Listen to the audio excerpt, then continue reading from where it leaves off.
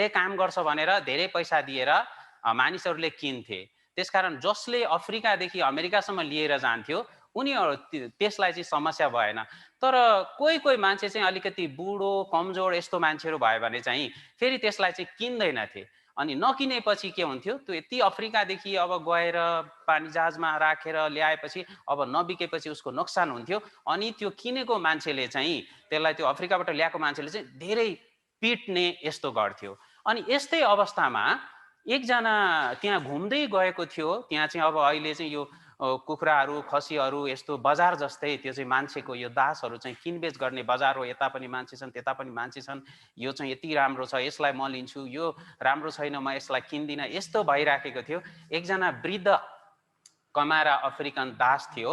अनि त्यो चाहिँ त्यसलाई चाहिँ कसैले पनि नकिनेको कारणले त्यसको मालिकले चाहिँ त्यसलाई के गर्दै थियो त, यति कोर्रा लिएर यसरी पिट्दै थियो त यस्तो भएको कारणले मलाई चाहिँ यति धेरै नोक्सान भयो यो भनेर। अनि एकजना व्यक्तिले त्यो देख्यो र गएर उसको कति थियो त्यो पैसा तिरिदियो त्यसको अफ्रिकाबाट ल्याएको मालिकलाई। अनि त्यस पछाडि तिरेपछि अब पैसा तिरेपछि त त्यो दास त अब त्यो किन्ने मान्छेको भयो। अनि त्यसले त्यो किन्ने मान्छेलाई यसरी पछ्याएर त्यो दास आउन खोजेको थियो। त्यसरी खोज्दाखेरि मैले यो पैसा तिरिदिएँ, अब तिमी एकदमै स्वतन्त्र छौ, तिमी जाऊ भनेर अनि उहाँले भन्नुभयो। तर त्यसो भन्दाखेरि दासलाई स्वतन्त्र छाडिदिँदाखेरि पनि त्यो दासले चाहिँ एकदमै त्यो मालिकलाई माया गरेर म मेरो इच्छाले नै तपाईँको सेवा गर्न चाहन्छु, म तपाईँलाई छोड्न चाहन्न भनेर अनि त्यो मान्छेको पछि लागेर जीवनभरि एकदमै धन्यवादी भएर त्यो त्यो मालिकको सेवा गर्नुभएको घटना, यस्तो सत्य घटनाहरू छ। आज हामी यस्तै परमेश्वरले हामीलाई गर्नुभएको ठुलो प्रेम ठुलो कृपा यो कुरालाई हामीले बुझ्दछौँ भने साँच्चै हामी कस्तो हुनुपर्छ भन्ने विषयमा हामी विचार गर्नेछौँ। परमेश्वरको कृपा प्राप्त गरेकाहरूको जीवन चाहिँ बलिदान र परिवर्तनको हुन्छ। परमेश्वरको कृपा प्राप्त गरेकाहरूले बलिदान गर्छन् र उनीहरू परिवर्तन हुन्छन्। रोमीको पुस्तकको विषयमा छोटो जानकारी लियो भने यो रोमीको पुस्तक पावल प्रेरितले रोममा भएको मण्डली परिवारलाई लेख्नु भएको थियो। यो रोमीहरूको यो रोमको मण्डली चाहिँ कहाँ हो त भन्दाखेरि यो चाहिँ अहिलेको युरोप महादेशको यसरी दक्षिणी भागमा पर्ने एउटा इटली भन्ने देश छ। त्यो इटली देशको राजधानी चाहिँ यो रोम हो र त्यही ठाउँमा चाहिँ रोमको मण्डली स्थापना भएको थियो। र आजभन्दा करिब 55 वर्ष अगाडि, माफ गर्नुहोस्, एडी 55मा 1950 वर्ष अगाडि आजभन्दा एडी 55मा चाहिँ पावल प्रेरितले यो पत्र रोममा भएको मण्डलीहरूलाई लेख्नु भएको थियो। यहाँ 12 अध्यायको 1 पदमा हेर्यो भने के भन्नुहुन्छ, यसकारण भाइ हो परमेश्वरको कृपालाई ध्यानमा राखी म तिमीहरूलाई अनुरोध गर्दछु कि तिमीहरूको आत्मिक उपासनाको रूपमा आफ्ना शरीरलाई पवित्र र परमेश्वरलाई ग्रहण योग्य हुने जिउँदो बलिको रूपमा अर्पण गर। पावल प्रेरित यहाँ रोममा भएको यो मण्डली परिवारहरूलाई पत्र लेख्दै भन्नुहुन्छ, के भन्नुहुन्छ, परमेश्वरको कृपालाई ध्यानमा राख, यसरी भन्नुहुन्छ। र सबभन्दा सुरुमा हेर्यो भने यस कारण भनेर भन्नुहुन्छ, किन हामीले परमेश्वरको कृपालाई एकदमै ध्यानमा राख्ने हो त यता हामी यो 10 अध्याय 11 अध्यायमा हामी यसरी हेर्दछौँ भने यहाँभन्दा अगाडिको विषयलाई चाहिँ हेर्छौँ भने के हो त भन्दा परमेश्वरले मानिस जातिलाई एकदमै ठुलो प्रेम गर्नुभएको छ र मानिस चाहिँ आफै केही गरेर पनि बाँच्न सक्ने थिएनन्। तिनीहरू चाहिँ पापको कारण दण्डमा परेर नरकमा जाने मानिसहरू। तर यस्तो अवस्थाको मानिसहरूलाई पनि परमेश्वरले दण्ड नदिएर कृपा गर्नुभयो, तिनीहरूलाई बचाउनु भएको छ, नाश हुनुपर्ने मान्छेलाई बचाउनु भएको छ। त्यसै कारण भाइ हो मण्डलीलाई सम्बोधन गर्नुभएको छ पावल प्रेरितले। दाजुभाइ दिदीबहिनी आमा बुवा भने जस्तै यो एउटा अभिवादनको शब्द हो र उहाँहरूलाई के भन्नुहुन्छ, परमेश्वरको कृपालाई ध्यानमा राख, परमेश्वरको कृपालाई सम्झ र त्यो कृपालाई सम्झाउँदै त्यो कुरालाई याद गराउँदै म तिमीहरूलाई अनुरोध गर्दछु। पावल प्रेरित यसरी भन्नुहुन्छ। परमेश्वरको कृपाको विषयमा हामी एकछिन विचार गरौँ। हामीलाई परमेश्वरको कृपा साँच्चै कति ठुलो छ त? हामी चाहिँ जन्मिँदैको पापी अनि जीवनभरि पाप गर्ने र यो पाप गर्दै गर्दै एक दिन यो जीवन अन्त हुन्छ र परमेश्वरबाट दण्ड पाएर अनन्तको नरकमा परेर नाश हुनुपर्ने यस्तो अवस्थाको हामी मानिसहरू थियौँ। हामी चाहिँ हाम्रो पापैमा मरेका थियौँ, पापैमा बेचिएका थियौँ। हाम्रो पुर्खा आदमले हामीलाई बेचिदिएको थियो दुष्ट दियाबल शैतानको हातमा, अनि हामी शैतानको दास र कमारा भएका थियौँ र पापमा हामी मरेका थियौँ। यस्तो बेलामा परमेश्वरले हामीलाई अनुग्रह गरेर बचाउनु भएको छ। कलसीको पुस्तकमा हेर्यो भने हाम्रो अगाडिको अवस्था कस्तो थियो भनेर यसरी भन्नुहुन्छ। कलसी 2 अध्याय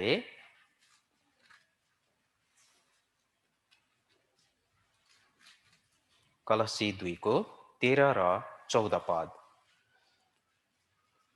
कलसी 2 को 13 र 14।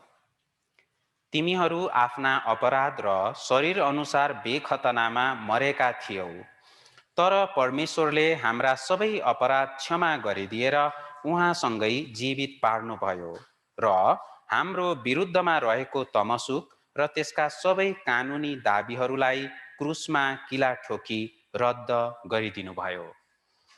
हामी चाहिँ दियाबलसको हातमा बेचिएका थियौँ र दण्ड पाएर नरकमा जाने चाहिँ हाम्रो चाहिँ गन्तव्य यस्तो थियो। तर परमेश्वरले अनुग्रह गर्नुभयो, दया गर्नुभयो र येशू ख्रीष्टलाई पठाएर हाम्रा पापहरू सबै हामीले पाउने दण्ड चाहिँ येशू ख्रीष्टलाई दिनुभयो र ख्रीष्टले भोग्नु भएको त्यो दण्डले, त्यो उहाँले बगाउनु भएको त्यो रगतले हामी चाहिँ बचाइएका छौँ। परमेश्वरले हाम्रो विरुद्धमा जे जति पनि कुराहरू थिए ती सबै येशू ख्रीष्टद्वारा मिलापमा ल्याउनु भयो र सबै कुरादेखि हामीलाई यसरी स्वतन्त्र पारिदिनु भएको छ। हामीले नयाँ करारको पुस्तक लुकाको पुस्तकमा हामी हेर्दछौँ भनेदेखि 10 अध्यायमा हेर्नुहुन्छ भने त्यहाँ एउटा असल सामरीको घटना उल्लेख गरिएको छ। असल सामरीको त यहाँ के छ, एकजना मानिस चाहिँ यरुशलेमबाट यसरी यरिहोतिर जाँदै थियो। त यसरी बाटोमा जाँदै गर्दाखेरि त्यो चाहिँ डाकुहरूको हातमा फेला पर्छ अनि डाकुहरूले त्यसलाई कुट्छन्, पिट्छन्, लुट्छन् अनि त्यहाँदेखि जे छ सबै अधमरो, बेहोस, मर्न लागेको, सास मात्रै चल्ने यस्तो अवस्था भएपछि अब मर्यो होला भनेर यस्तो विचार गरेर अनि के गर्छन्, त्यसलाई छोडेर जान्छन्। र त्यहाँ त्यो अवस्थामा चाहिँ अब लेवी पनि आउँछन्, पुजारी पनि आउँछन्, त्यसलाई हेर्छन्, कसैले वास्ता गर्दैन अनि तिनीहरू फर्केर जान्छन्। त्यो डाकुको हातमा फेला परेर अधमरो अवस्थामा अन्तिम सास लिँदै गरेको मानिसलाई कसैले वास्ता गर्दैन। अनि यही क्रममा एउटा सामरी पनि आइपुग्छन् र सामरीले आएर त्यो मानिसलाई हेर्छन् अनि आफू चढेको गधामा त्यसलाई राख्छन् अनि आफू चाहिँ यसरी डोर्याउँदै त्यसलाई लगेर त्यसको घाउमा चाहिँ मलमपट्टीहरू लगाइदिन्छन्, दाग मध्य तेल लगाइदिन्छन् अनि पौवामा त्यो सेवा सुसार गर्ने ठाउँमा लगेर त्यसको दाम तिरिदिन्छन् र अझै बढी केही खर्च लागेमा म फर्किआउँदा दिनेछु, तपाईँले यसको राम्ररी हेरविचार गरिदिनुहोस् भनेर त्यसरी अनुरोध गरेको हामी पाउँदछौँ। यो असल सामरीको घटनालाई हामी विचार गर्दछौँ भने यो डाकुहरूको हातमा फेला परेको मानिस चाहिँ को हो यसरी विचार गर्छौँ भने यो डाकुहरूको हातमा फेला परेर त्यो अधमरो अवस्थामा पुगेको मानिस चाहिँ तपाईँ हामी हरेक जना हो। यो डाकुहरू चाहिँ यो दुष्ट दियाबलस हो। त यसरी यो असल सामरी चाहिँ येशू ख्रीष्ट हुनुहुन्छ। हामी चाहिँ यसरी दियावलसको हातमा परेर नाश भएर अब मर्ने अवस्थामा पुगेको छौँ, तर ख्रीष्ट प्रभुले हामीलाई बचाइदिनु भयो। उहाँले हामीलाई कति ठुलो अनुग्रह, कति ठुलो कृपा गर्नुभएको छ। साँच्चै हामीले विचार गर्ने कुरा, तपाईँ हामी परमेश्वरबाट यति ठुलो अनुग्रह पाउनलाई योग्यका थियौँ त? निश्चय पनि हामी यो अनुग्रह पाउने, यो कृपा पाउने योग्यको थिएनौँ। हामी त साँच्चै दण्डको चाहिँ योग्यको थियौँ, तर परमेश्वरले हामीलाई कृपा गर्नुभयो। रोमीको पुस्तक 5 अध्यायमा हामी हेर्छौँ भने के भन्नुहुन्छ? धार्मिक मानिसको निम्ति, असल मानिसको निम्ति मर्न चाहने कोही बिरलै भेटिएला। राम्रो मानिस, असल मानिस कोही छ भने त्यो मान्छेलाई बचाउनको लागि म मेरो प्राण दिन्छु, म मेरो ज्यान दिन्छु भन्ने मानिसहरू कोही कहिले भेटिएला। तर परमेश्वरले हाम्रो लागि त के गर्नुभयो?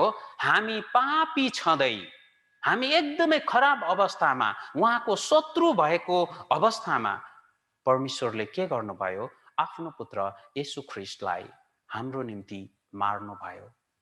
हामी पापी छँदै, यो परमेश्वरले तपाईँ हामीलाई गर्नुभएको कृपा हो, यो अनुग्रह हो। हामी परमेश्वरको अनुग्रह पाउँदैनौँ, उहाँको यो कृपा पाउँदैनौँ भने तपाईँ हामी कस्तो मानिस हौँ? रोमीको मण्डलीहरूलाई पाउल प्रेरित पत्र लेख्दै यो कुरा बताउनुहुन्छ, अगाडिको अवस्था याद दिलाउन चाहनुहुन्छ, अनि परमेश्वरले कति ठुलो कृपा गर्नुभयो त्यो कुरा सम्झाउनुहुन्छ। र आज रोमीको मण्डली मात्र होइन, तपाईँ हामी हरेकजना पनि एउटै हो। अनि यो वचन अहिले तपाईँ र मेरो लागि हो, हामी हरेकको लागि हो। परमेश्वरले हामीलाई एकदमै ठुलो कृपा गर्नुभएको छ। त्यसैले प्रेरित पत्रुस पनि के भन्नुहुन्छ? उहाँको पत्रमा यसरी भन्नुहुन्छ, पहिलो पत्रुस, हिब्रूभन्दा पछाडि पहिलो पत्रुस 1 अध्याय,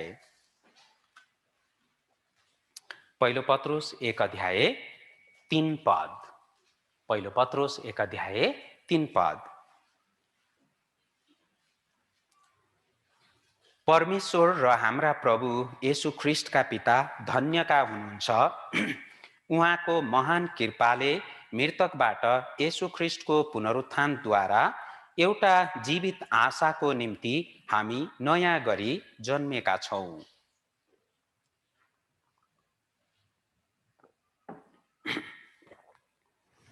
के भन्नुहुन्छ? उहाँको महान कृपाले हामी यो पाउन योग्यको थिएनौँ, पाउन योग्यको नहुँदै पनि दण्डको सट्टामा उसलाई क्षमा गरेर परमेश्वरले यति ठुलो कृपा गरेर हामीलाई बचाइदिनु भयो। यो हामीले परमेश्वरबाट पाएको यो कृपा हो। तपाईँ हामी हाम्रो कामद्वारा होइन, हाम्रो पिता पुर्खाले गर्नुभएको असल कामद्वारा कि हाम्रो धर्म कर्मद्वारा, यस्तो कुनै कुराद्वारा होइन। पत्रुसकै पुस्तकमा हामी हेर्छौँ भने हामी चाहिँ पिता पुर्खाबाट आएका कुराहरूदेखि सुन वा चाँदी जस्ता नाश हुने थोकहरूद्वारा होइन, हामी चाहिँ यस्तो कुराद्वारा दाम तिरेर छुट्याएको होइनौँ। परमेश्वरको एकमात्र पुत्र येशू ख्रीष्टको अनमोल रगतद्वारा दाम तिरेर हामीलाई परमेश्वरले यसरी छुटकारा गराउनु भएको छ। हामीले परमेश्वरको यो कृपालाई बुझ्नुपर्छ र साँच्चै यसको स्वाद पाओ भनेर यस्तो वचन पनि भन्नुभएको छ। हामी हेरौँ पहिलो पत्रुस 2 अध्याय 3 पद, यो छोटो वचन तपाईँ हामी सबैजनाले सँगै पढौँ। पहिलो पत्रुस 2 अध्याय 3 पद हुन्छ, सँगै पढौँ। किनकि प्रभु कृपालु हुनुहुन्छ भन्ने कुराको स्वाद तिमीहरूले पाएका छौ। परमेश्वर कति दयालु हुनुहुन्छ, कति कृपालु हुनुहुन्छ भन्ने कुराको स्वाद चाहिँ तिमीहरूले प्राप्त गरेका छौ भनेर भन्नुहुन्छ।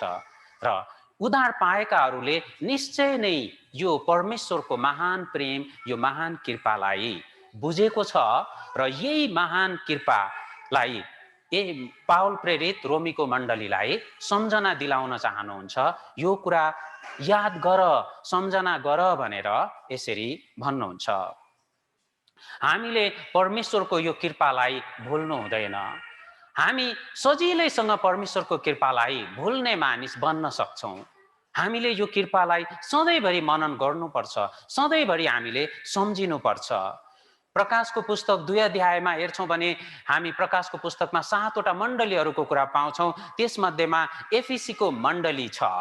एफिसीको मण्डली सुरुमा धेरै राम्रो भए तापनि पछि गएर चाहिँ उसले के गरेको छ, छिटै नै परमेश्वरको त्यो पहिलो प्रेमलाई चाहिँ एफिसीको मण्डलीले चाहिँ भुलिदिएको छ, बिर्सिदिएको छ। तपाईँ हामी यस्तो व्यक्ति हुनु हुँदैन। र इस्राएली जातिको पनि कुरा गर्छौँ भने इस्राएली जाति मिस्रमा दासत्वमा थिए र धेरै गाह्रो भएको थियो उनीहरूलाई। र यसरी एकदमै गाह्रो भएको बेलामा अनि परमेश्वर हामीलाई बचाइदिनुहोस्, हामीलाई यो मिश्रीहरूको दासत्वबाट छुटकारा गर्नुहोस्, यिनीहरूले हाम्रो छोराहरूलाई पनि मार्न खोज्छन् अनि हामीलाई कुटी कुटी काम लगाउँछन्, यस्तो त्यस्तो भनेर धेरै धेरै उनीहरूले पुकारा गरे। त्यसरी पुकारा गरेपछि परमेश्वरले तिनीहरूलाई मिश्रको दासत्वबाट छुटकारा दिएर ल्याउनु भयो। उहाँले 10वटा विपत्तिहरू पठाउनु भयो अनि लाल समुद्रलाई 2 भाग गर्नुभयो र मिश्रीहरूलाई दण्ड दिएर इस्राएलीहरूलाई छुटकारा दिएर ल्याउनु भयो। तर पछि इस्राएलीहरू कस्तो भए? पछि एकैछिनमा उजाड स्थानमा यसरी लाल समुद्र तरेर यसरी कनान देशतर्फ जाने क्रममा उनीहरूले परमेश्वरको त्यो सबै अनुग्रह बिर्सिए। त्यसकारण भजन सङ्ग्रह 106 को 21 पदमा के भन्नुहुन्छ? तिनीहरूले आफ्ना उद्धारकर्ता परमेश्वरलाई बिर्से, जसले मिश्र देशमा महान कार्यहरू गर्नुभएको थियो। परमेश्वरलाई इस्राएली जातिले भुले, बिर्सिए। परमेश्वरले उनीहरूप्रति गर्नुभएको त्यो कृपालाई, त्यो प्रेमलाई उनीहरूले बिर्सिदिए। हामी पनि सजिलै परमेश्वरले गर्नुभएको कृपालाई हामी भुल्दछौँ, अरू कुरापट्टि हामीले ध्यान दिन्छौँ भने सजिलै तपाईँ हामी के हुन्छौँ त? परमेश्वरको कृपालाई भुल्ने, परमेश्वरको प्रेमलाई भुल्ने अनि परमेश्वरले हामीमाथि गर्नुभएका सबै उपकार, भलाइ, अनुग्रहहरूलाई बिर्सिएर अनि इस्राएली मानिसहरू जस्तै गनगन गर्ने अनि संसारपट्टि लाग्ने, परमेश्वरलाई त्याग्ने, परमेश्वरलाई छोड्ने मानिसहरू हामी बन्छौँ। केवल शनिबार सङ्गतिमा आउनु, खाना खानु अगाडि अनि सुत्नु अघि बिहान उठेपछि प्रार्थना, एउटा औपचारिकताको रूपमा प्रार्थना गर्नु, साँच्चै यति नै हो र परमेश्वरलाई हामीले खोजेको, उहाँसँग रहेको कुरा? संसारको मानिसहरूलाई पनि हेर्छौँ भने तिनीहरू पनि आफ्नो पारा र आफ्नो तरिकामा धेरै मेहनत गर्छन्, धेरै परिश्रम गर्छन्। तपाईँ हामी जीवित परमेश्वरलाई चिनेर उहाँबाट उद्धार पाएका, नयाँ जीवन पाएका, अनन्त स्वर्गमा जान सक्ने यस्तो आशा पाएको व्यक्ति, कति भयानक विनाश नरकबाट छुटकारा गराइएर अनि अब स्वर्गमा जाने निश्चयता पाएको व्यक्ति, हामीले परमेश्वरको यो अनुग्रह, यो कृपालाई भुल्नु हुँदैन। पावल प्रेरित यहाँ यही कुरा आज हामीलाई अनुरोध गर्नुहुन्छ। परमेश्वरको कृपालाई सम्झ, परमेश्वरको कृपालाई नभुल। परमेश्वरले के गर्नुभएको छ तिम्रो लागि, यसलाई सम्झ भन्नुहुन्छ। साँच्चै हामी जतिले उद्धार पाएका छौँ, परमेश्वरले हाम्रो लागि कति ठुलो काम गर्नुभएको छ। के साँच्चै यो कुनै पैसाले पाउन सक्ने कुरा हो? संसारमा चाहिँ कुरा गर्यो भने अहिले धेरै चाहिँ अब अस्ट्रेलिया जाने अनि युरोपतिर जाने, अमेरिका जाने यस्तो कुरा छ। अमेरिका घुमेर आउनु पर्यो भने पनि टिकट काट्ने पैसासम्म छैन। अनि अहिले चाहिँ अमेरिकातिर घुम्ने कुरा, यो संसारमा घुम्ने कुरा चाहिँ अब थोरै भइसक्यो। त्यसले गर्दा अब के सुरु भएको छ, यो अन्तरिक्षको पनि अब भ्रमण सुरु भएको छ। स्पेसको भ्रमण, अन्तरिक्षमा पनि अब भ्रमण गरेर आउने। चन्द्रमासम्म पुगेर आउनु पर्यो भने कति पैसा चाहिन्छ होला? अमेरिका गएर आउनलाई पनि पुग्ने पैसा हामी निकाल्न सक्दैनौँ। परमेश्वरले तपाईँ हामीलाई सधैँभरि स्वर्गमा जान सक्ने तुल्याउनु भएको छ। अनि अन्तरिक्ष गयो भने कति दिन बस्ने होला? 1 हप्ता? त्योभन्दा बढी त होइन। परमेश्वरले अनन्तसम्म तपाईँ हामीलाई स्वर्गको राज्यमा राख्नुहुन्छ। के अन्तरिक्ष, त्यो खुला ठाउँ, निलो आकाश स्वर्गसँग तुलना गर्न सकिन्छ र? त्यसो भए परमेश्वरले तपाईँ हामीलाई कति ठुलो अनुग्रह गर्नुभएको छ। हामी कसैले खुवाएको 1 कप मिठो चियाको सम्झना गर्छौँ, कसैले दिएको 1 मुठी सागको सम्झना गर्छौँ, एउटा लौका, फर्सी, काँक्रा हामीलाई याद आउँछ, 1 छाक खाना याद आउँछ। परमेश्वरले तपाईँ हाम्रो लागि कति ठुलो अनुग्रह गर्नुभएको छ, कति ठुलो कृपा गर्नुभएको छ। के हामी यो कुरा भुल्न सक्छौँ? पावल प्रेरित यही कुरालाई नभुल भन्नुहुन्छ। यो प्रेम, यो कृपालाई याद गर भन्नुहुन्छ। र यसरी परमेश्वरको यो यति ठुलो कृपा प्राप्त गरेकाहरूको जीवन चाहिँ कस्तो हुनुपर्छ त? यो परमेश्वरको अनुग्रहलाई ध्यानमा राखेर म तिमीहरूलाई अनुरोध गर्दछु भन्नुहुन्छ। के अनुरोध गर्दछु भन्नुहुन्छ? त्यो चाहिँ आफूलाई एकदमै पवित्र बनाऊ भन्नुहुन्छ। के बनाऊ भन्नुहुन्छ? पवित्र बनाऊ भन्नुहुन्छ। यो परमेश्वरको कृपा प्राप्त गरेकाहरूलाई आफूलाई तिमीहरूले पवित्र बनाऊ, तिमीहरू पवित्र हो भन्नुहुन्छ। हामी पवित्र हुनुपर्छ। रोमीको पुस्तक 12 अध्याय 1 पद म पढ्नेछु।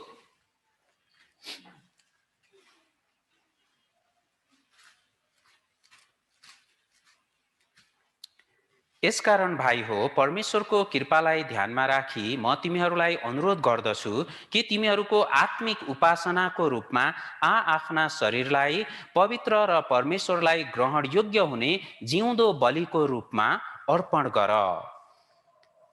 यहाँ के भन्नुहुन्छ? आफ्ना शरीरलाई पवित्र बनाऊ भन्नुहुन्छ। आफ्नो शरीरलाई पवित्र पार भनेर भन्नुहुन्छ। किन पवित्र पार्ने हो? आत्मिक उपासनाको लागि। यहाँ आत्मिक उपासना भन्ने शब्द छ, यो बुझ्न अलिकति गाह्रो पनि हुन सक्छ धेरैलाई। यो आत्मिक उपासना भनेको चाहिँ यो मण्डलीहरूमा तपाईहरूले सुन्नु भएको होला हैन? हामी सेवा आराधना गरौँ भनेर भन्नुहुन्छ नि, हो त्यही कुरा हो। सेवा आराधना, आत्मिकी आराधना, आत्मिकी उपासना, सेवा आराधना गर्ने कुरा। त परमेश्वरको सेवा आराधना गर्नको लागि हामीले आफूलाई पवित्र बनाएकै हुनुपर्छ। किनभने हामीले यति ठुलो कृपा प्राप्त गरेको कारणले हामीले आफूलाई पवित्र बनाउनुपर्छ। र पवित्र भन्दाखेरि चाहिँ सफा धोएको यो मात्रै नभएर पवित्र भन्दाखेरि मुख्य कुरा चाहिँ के हो? अलग हुने कुरा हो। के हो? अलग हुने कुरा हो। संसारबाट अलगिने कुरालाई परमेश्वरले पवित्र भनेर भन्नुभएको छ। संसारको सबै कुरा अशुद्ध छ, सबै कुरा अशुद्ध छ। तर त्यो अशुद्ध कुरा यदि परमेश्वरको लागि हामी छुट्याउँछौँ भने फेरि त्यो चाहिँ पवित्र बन्दछ। एक हप्तामा कति दिन हो? धेरै अप्ठ्यारो प्रश्न भयो कि क्या हो? एक हप्तामा कति दिन हो? 7 दिन हो। सबै दिन एउटै हो। त्यसो भयो भने यो 7 दिनहरू मध्येमा 6 दिन चाहिँ मानिसहरूको लागि हो र एक दिन सब्बातको दिन भन्नुभयो र त्यसलाई चाहिँ कुन दिन भन्नुभयो? यो दिन चाहिँ पवित्र छ भनेर भन्नुभयो। हामीले फलाएको अन्नहरू सबै एउटै हो, तर त्यो मध्येबाट अलिकति हामी परमेश्वरको लागि अर्पण गर्छौँ। तपाईहरू धेरैले मुठीदान अर्पण गर्नुहुन्छ नि होइन? त्यो के भयो त? त्यो चाहिँ पवित्र भयो। चामल त चामल हो, किनेर ल्याएको एउटै कुरा हो। तर अब त्यो परमेश्वरको लागि भनेर छुट्याएपछि छुट्याउने बित्तिकै के भयो? त्यो पवित्र भयो। यसरी अब कसैले पुरानो करारमा हेर्छौँ भने इस्राएली जातिहरूले चाहिँ जन्मेको पहिलो बच्चा, यो पशुको पहिलो बच्चा चाहिँ के गर्थे त?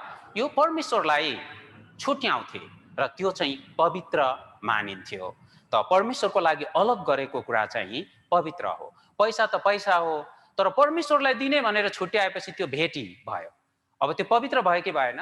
त्यो पवित्र भयो। अरू पैसा, परमेश्वरलाई छुट्याएको पैसा भेटी र अरू पैसा हामी एउटै हो भनेर विचार गरेर खर्च गर्न सक्दैनौँ। त्यसकारण पवित्र भन्दाखेरि चाहिँ अलग हुने कुरा हो। र यो संसारका धेरै मानिसहरू छन्। बाइबल सेमिनारमा हामीले राम्ररी सुनेको छौँ, बाबेलको दरारापछि धेरै जात जातिका मानिसहरू भए अनि सबै मूर्ति पूजक भए र परमेश्वरले त्यही मूर्ति पूजकहरू मध्ये अब्राहमको बुवा तेरह जो मूर्ति पूजा गर्नुहुन्थ्यो हैन त, मूर्ति पूजकको छोरा अब्राहमलाई बोलाउनु भयो र अब्राहमबाट जन्मिएकाहरू सबै इस्राएलीहरू हुन् र इस्राएलीहरू चाहिँ कस्तो जाति हुन्? परमेश्वरको पवित्र जाति हुन्। कस्तो जाति हुन्? पवित्र जाति हुन्। व्यवस्थाको पुस्तक 14 अध्यायको 2 पदमा के भन्नुहुन्छ? किनकि तिमीहरू त परमप्रभु आफ्ना परमेश्वरको लागि एक पवित्र जाति हौ। परमप्रभुले पृथ्वीमा भएका समस्त मानिस जातिबाट तिमीहरूलाई नै आफ्नो अमूल्य सम्पत्ति हुनलाई चुन्नु भएको छ। संसारका धेरै जातिहरू मध्येबाट इस्राएलीलाई चुन्नुभयो, अलग गर्नुभयो र इस्राएली जाति पवित्र जाति, परमेश्वरको पवित्र जाति भनेर मानिएका छन्। र हामीलाई उहाँले ठुलो कृपा गर्नुभएको छ, त्यसकारण हामीलाई पवित्र हो भन्नुहुन्छ। र पवित्र भन्दाखेरि महत्त्वपूर्ण कुरा के हो? संसारबाट के हुने कुरा हो? भर्खरै बिर्सिनु भयो। संसारबाट के हुने कुरा हो? अलग हुने कुरा हो, संसारदेखि अलग हुने कुरा हो। र परमेश्वरले हामीलाई पनि चुन्नुभयो, होइन? एफिसीको पुस्तक 1 अध्याय 4 पदमा हेर्यो भने के भन्नुहुन्छ? उहाँको सामुन्ने पवित्र र निष्कलङ्क हो भनेर संसारको उत्पत्ति भन्दा अघिबाटै उहाँले हामीलाई चुन्नुभयो। हामीलाई पनि पवित्र र निष्कलङ्क बनाउनको लागि उहाँले चुन्नुभयो र यसरी उहाँले हामीलाई पवित्र पार्नु भएको छ। यो संसारमा हाम्रो जस्तै विचार भएको, तपाईको जस्तै विचार भएको, मन भएको मान्छे छ भने कति राम्रो हुन्छ होला। तपाईले जसरी सोच्छ, तपाईले जसरी विचार गर्छ, तपाईको तरिकामा काम गर्छ, कति राम्रो हुन्थ्यो होला, है? यस्तो भयो भने यो साँच्चै खुसीको कुरा हो। श्रीमती ज्यूहरूले जस्तो सोच्नुहुन्छ श्रीमानले त्यस्तै गरिदिनु भयो भने आहा कति राम्रो हुन्थ्यो। श्रीमान ज्यूहरूले जस्तो सोच्ने हो श्रीमतीले पनि त्यस्तै गरिदिने, कति राम्रो। छोराछोरीहरू पनि बुवा आमाले भनेको जस्तो सबै गरिदिने, आफ्नो इच्छा अनुसार चल्ने, कति राम्रो हुन्थ्यो होला, है? पहिलो राम्रो चाहिँ यो प्रेसरको दबाई चाहिँदैन थियो होला, खानै परेन, है? नभए घरमा एकछिन कुरा गर्यो भने ए भयो मेरो यो टाउको प्रेसर बढ्यो मेरो, जाऊ, यसरी भन्न छ। किन? विचार नमिलेर।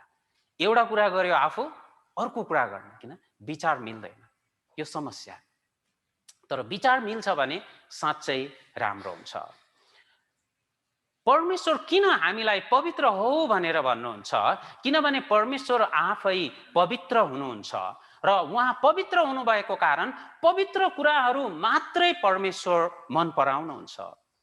एसायाको पुस्तकमा अनि प्रकाशको पुस्तकमा हेर्यो भनेदेखि एसाया अगमवक्ताद्वारा अनि प्रेरित यूहन्नाद्वारा के भन्नुहुन्छ परमेश्वरको विषयमा?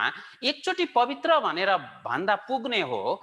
एसायाले पनि पवित्र पवित्र पवित्र भनेर 3 पल्ट दोहोऱ्याउनु भएको छ। अनि यही वचनलाई प्रेरित यूहन्नाले फेरि प्रकाशको पुस्तक 4 अध्यायको 8 पदमा फेरि दोहोऱ्याउनु भयो 3 पल्ट, पवित्र पवित्र पवित्र भनेर। किन यति धेरै पवित्र पवित्र पवित्र भनेको? साँच्चै परमेश्वर पवित्र हुनुहुन्छ र हामी यति पवित्र परमेश्वरलाई सेवा आराधना गर्नुपर्ने भएको कारणले हामीले आफूलाई पवित्र बनाउनै पर्छ। परमेश्वरले हामीलाई यति ठुलो कृपा गर्नुभएको कारण हामी पवित्र हुनुपर्छ। पहिलो कोरिन्थी 6 अध्यायलाई खोजौँ। पहिलो कोरिन्थी 6 अध्याय, पहिलो कोरिन्थी 6 को 11 पद। पहिलो कोरिन्थी 6 को 11 पद।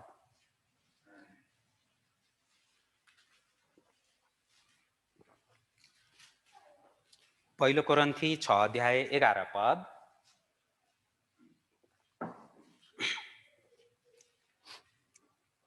तिमीहरू कोही यस्तै थियौ, तर तिमीहरू धोइयौ, पवित्र पारियौ, प्रभु येशू ख्रीष्टको नाउँमा हाम्रा परमेश्वरका आत्माद्वारा निर्दोष ठहराइयौ। हामी यहाँ माथिको विषयलाई हेर्छौँ भने सबै किसिमका खराब काम गर्ने, दुष्ट काम गर्ने, नराम्रो काम गर्ने, पाप र पापको अभिलाषामा डुबेको अनि हर किसिमका दुष्टता र बदमासी गर्दै जीवन जिउने यस्ता मानिसहरू थियौँ। तर यस्तो मानिसलाई परमेश्वरले धुनुभयो अनि पवित्र पार्नुभयो र उहाँको एउटा पवित्र जाति बनाउनु भएको छ। उहाँले हामीलाई पवित्र पार्नुभयो, हामीलाई निर्दोष बनाउनुभयो। त्यसै कारण हामीलाई के भन्नुहुन्छ? पवित्र हो भन्नुहुन्छ। पवित्र भएर पवित्र हुन्छौँ भने परमेश्वरले हामीलाई ग्रहण गर्नुहुन्छ। पवित्र हुन्छौँ भने परमेश्वरले हामीलाई के गर्नुहुन्छ? ग्रहण गर्नुहुन्छ। र पवित्र हुँदैनौँ भने त परमेश्वरको हामी ग्रहण योग्य हुँदैनौँ। यो ग्रहण योग्य भन्ने कुरालाई हामी रोमीको पुस्तक 12 अध्यायमा चाहिँ तपाईहरूले चिनो राख्नुहोस्, किनभने पटक पटक हामी त्यहाँ फर्किन्छौँ। यहाँ 12को एक पदमा पनि हेर्यो भने के भन्नुहुन्छ, एक पदको अन्तिमतिर हेर्नुहुन्छ भने परमेश्वरलाई ग्रहण योग्य हुने भन्नुहुन्छ। ग्रहण योग्य, ग्रहण योग्य, परमेश्वरले ग्रहण गर्न मिल्ने, ग्रहण गर्न सक्ने खालको। र 2 पदमा पनि हेर्यो भने के भन्नुहुन्छ, पहिलो दोस्रो तेस्रो लाइनमा हेर्यो भने परमेश्वरको असल ग्रहण योग्य, यहाँ पनि के भन्नुहुन्छ, ग्रहण योग्य। हामी आफूले आफूलाई ग्रहण योग्य, परमेश्वरमा ग्रहण योग्य बनाउनै पर्छ। र हामी पवित्र हुन्छौँ भने परमेश्वरले हामीलाई के गर्नुहुन्छ, ग्रहण गर्नुहुन्छ। अपवित्र कुरा चाहिँ परमेश्वरले ग्रहण गर्नुहुन्न। परमेश्वरले के भन्नुहुन्छ, तिमीहरू पवित्र हो किनकि म पवित्र छु। परमेश्वरले हामीलाई यसरी भन्नुहुन्छ। एकचोटि के भएछ, यो सन् 2012 को कुरा हो। त्यतिखेर अनि यसरी कोरियाबाट मिसनरी आउनुभएको थियो। त्यतिखेर मिसन सेन्टर चाहिँ उता कुसुन्तीमा थियो। एकजना मिसनरी आउनुभएको थियो। सबै आउनुभयो, अरू जानुभयो, उहाँ चाहिँ बस्नुभयो। अनि विभिन्न कसले उहाँलाई निमन्त्रणा गर्नुभयो। अनि कहिलेले कुन परिवारकोमा, कहिले कुन परिवारकोमा यसरी उहाँ जानुभयो। अनि एकचोटि यसरी यता पूर्वतिर जानुभयो, भेलीभन्दा बाहिर। अनि उता गएको ठाउँमा चाहिँ उहाँलाई चाहिँ धेरै यो मासु, राँगाको यो सुकुटीहरू, यस्तो मासुहरूद्वारा सेकुवा बनाएर अनि एकदमै ठुलो स्वागत गर्नुभएछ। अनि उहाँ धेरै खुसी भएर अनि त्यहाँदेखि ओहो मेरो लागि यति धेरै मासुहरू तयार गरेर, सुकुटीहरू बनाएर, सेकुवा बनाएर अनि यसरी खुवाउनु भयो। अनि त्यो मासु चाहिँ अलिक राँगा चाहिँ पहिल्यै काटेको रहेछ, अलिक कति दिन अगाडि, 5-6 दिन अगाडि काटेकोले। अनि बिस्तारै त्यो मासु चाहिँ अलिक के भएछ, अलिक गनाउन थालेको, अलिक बिग्रिन थालेको। बाहिर मसलाहरू यताउति अरू भएको भएर त्यति भएन, अनि थाहा भएन। अनि उहाँले खानुभयो, खाँदा अलिक अनौठो लाग्छ अरे उहाँले सुनाउनु भएको। फेरि यो चाहिँ यस्तै होला, यस्तो डिजाइनको होला, यस्तो विचार गरेर अनि अलिकति खानुभयो। एकैछिन खाने बित्तिकै अब के भयो, उल्टो सुल्टो बसेको ठाउँमा उहाँको अब सबै सुरु भएर अब धेरै गाह्रो भयो। एकछिन अगाडिसम्म चाहिँ अनि यो किन यस्तो भयो भनेर यसरी विचार गर्दा अनि त्यहाँदेखि उहाँले चाहिँ यो यति धेरै मासु छ, यति धेरै, अनि उहाँलाई यति धेरै दिनुहुन्छ, किन यो चाहिँ अलिकति अगाडि सायद अलिकति बिग्रेको कारणले यस्तो भयो होला भनेर भनेपछि उहाँले के भन्दै हुनुहुन्थ्यो, पछि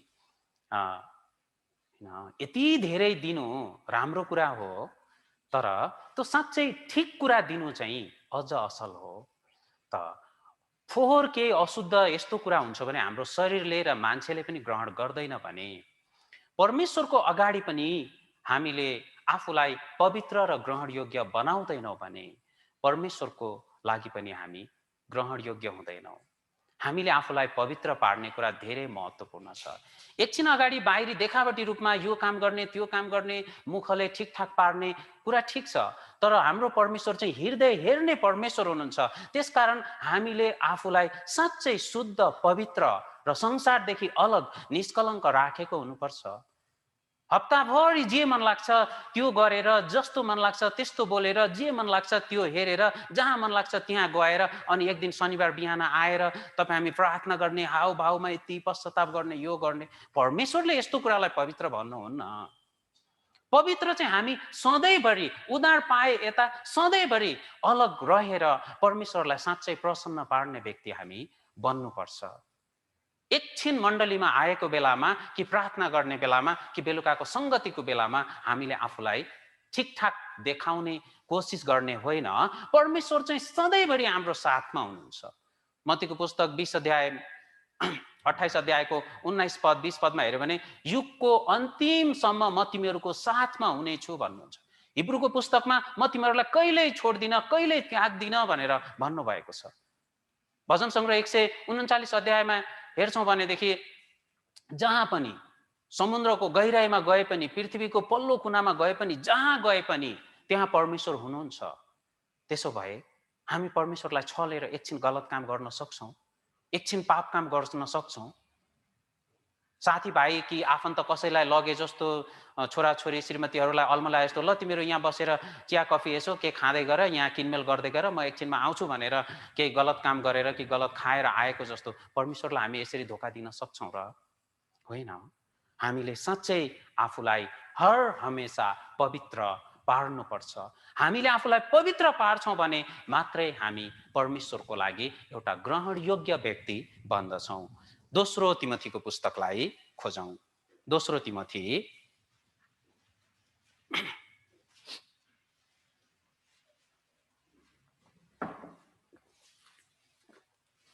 दोस्रो तिमोथी 2 अध्याय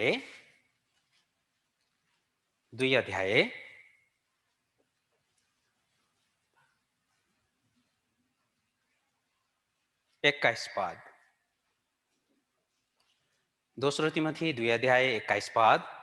जे कुरो अनादरको छ यदि कसैले त्यसबाट आफूलाई शुद्ध पार्यो भने त्यो आदरका कामको लागि एउटा पात्र बन्नेछ र घरका मालिकको निम्ति चोखो, उपयोगी र कुनै पनि असल कामको निम्ति तयार रहनेछ।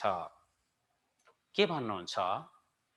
हामी सबै अनादरको पापी खराब मानिसहरू हौँ, तर उद्धार पाएर हामीले आफूलाई पवित्र पार्छौँ, संसारबाट अलग हुन हामी प्रयत्न गर्छौँ भने निश्चय नै परमेश्वरले त्यो व्यक्तिलाई म उपयोग गर्छु भन्नुहुन्छ। परमेश्वर हामीलाई उपयोग गर्नुहुन्छ, उहाँ हामीलाई उपयोग गर्न चाहनुहुन्छ। परमेश्वरले उपयोग गर्ने व्यक्ति कति राम्रो व्यक्ति होला विचार गर्नुहोस् त। कति ठुलो आशिष पाएको व्यक्ति होला विचार गरौँ त हामी। एकजना ठुलो कम्पनीको मालिकको सहयोगी भएर काम गर्न पाउने कुरा कति राम्रो हो। मन्त्रीको पिए भएर, पर्सनल सेक्रेटरी भएर काम गर्न पाउने कुरा कति राम्रो हो। अनि यहाँ चाहिँ हामीलाई यो संसारको राजा महाराजाको कुरा होइन, सारा सृष्टिको मालिक परमेश्वरको सहयोगी भएर उहाँसँगै काम गर्न पाउने र उहाँले उपयोग गरिदिने व्यक्ति हुने मौका मिलेको छ। उद्धार पाएर हामी आफूलाई पापबाट अलग राख्छौँ भने परमेश्वरले हामीलाई उपयोग गरिदिनुहुन्छ। त्यसकारण के भन्नुहुन्छ?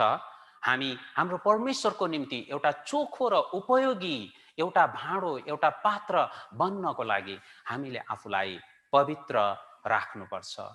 स्वाभाविक कुरा हो, फोहोर भाँडालाई कसले प्रयोग गर्छ र? फोहोर भाँडामा कसले खान इच्छा गर्छ र? त्यो सुनको भए तापनि, चाँदीको भए तापनि जुठो कटकटिएको छ, यो फोहोर कुराहरू छ, धुलोमुलो छ भने मान्छेले यो टपरी दुनामा खाँदैन र त्यो भन्दा यसमा भन्दा बरु मलाई यसमा दिनु भन्ने हामी नै त हो। त्यसो भए परमेश्वरले अशुद्ध कुरा, अपवित्र कुरा अनि आफ्नो चालचलन र जीवन ठिक नभएको मानिसलाई उपयोग गर्नुहुन्न। अनि हामी परमेश्वरको निम्ति उपयोगमा आउँदैनौँ भने फेरि के फाइदा छ? परमेश्वरले तपाईँ हामीलाई उपयोग गर्नुहुन्न भने के फाइदा छ?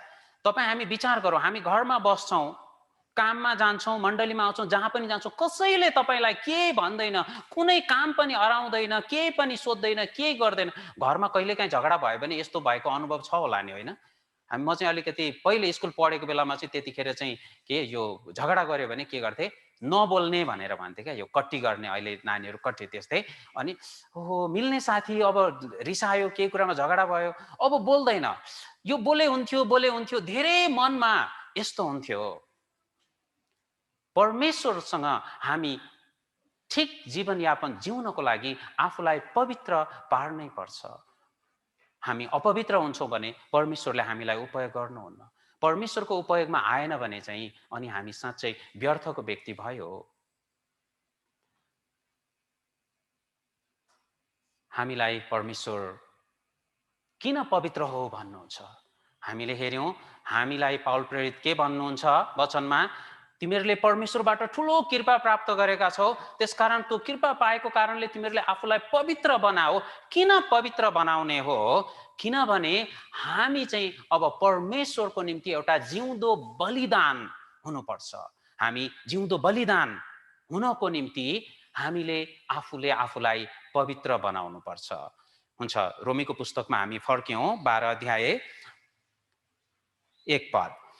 यसकारण भाइ हो, परमेश्वरको कृपालाई ध्यानमा राखी म तिमीहरूलाई अनुरोध गर्दछु कि तिमीहरूको आत्मिक उपासनाको रूपमा आफ्ना शरीरलाई पवित्र र परमेश्वरलाई ग्रहण योग्य हुने जिउँदो बलिको रूपमा अर्पण गर।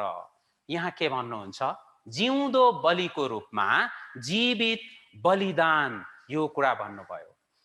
यहाँ पाउल प्रेरित मण्डलीलाई बलिदान चढाउने कुरा अरू केही नभएर तिमीहरूको आफ्नै शरीर हो भनेर भन्दै हुनुहुन्छ। बलिदान चढाउने कुरा के हो अरे? हाम्रो आफ्नै शरीर हो। त्यसकारण आफूलाई आफ्नो शरीरलाई तिमीहरू पवित्र बनाओ र जिउँदो बलिदानको रूपमा आफ्ना शरीरलाई अर्पण गर भन्नुहुन्छ। येशू ख्रीष्ट तपाईँ हाम्रो लागि बलिदान हुनुभयो, क्रुसमा मर्नुभयो उहाँ। तपाईँ हामीले चाहिँ यसरी रगत बगाएर बलिदान गर्नु पर्दैन, किनभने ख्रीष्ट येशूले हाम्रो निम्ति गरिसक्नु भएको छ। तर पनि हामी अब जिउँदो बलिदान भएर परमेश्वरलाई दिनदिनै बलिदान चढाउनु पर्छ। आफूले आफैलाई बलिदान चढाउनु पर्छ। यो हाम्रो जीवित शरीर नै परमेश्वरको निम्ति बलिदान हो। तपाईको यो शरीर नै परमेश्वरको निम्ति जीवित, जिउँदो, एकदमै परमेश्वरलाई मन पर्ने बलिदान हो। खराब जीवन जिउँदै गरेको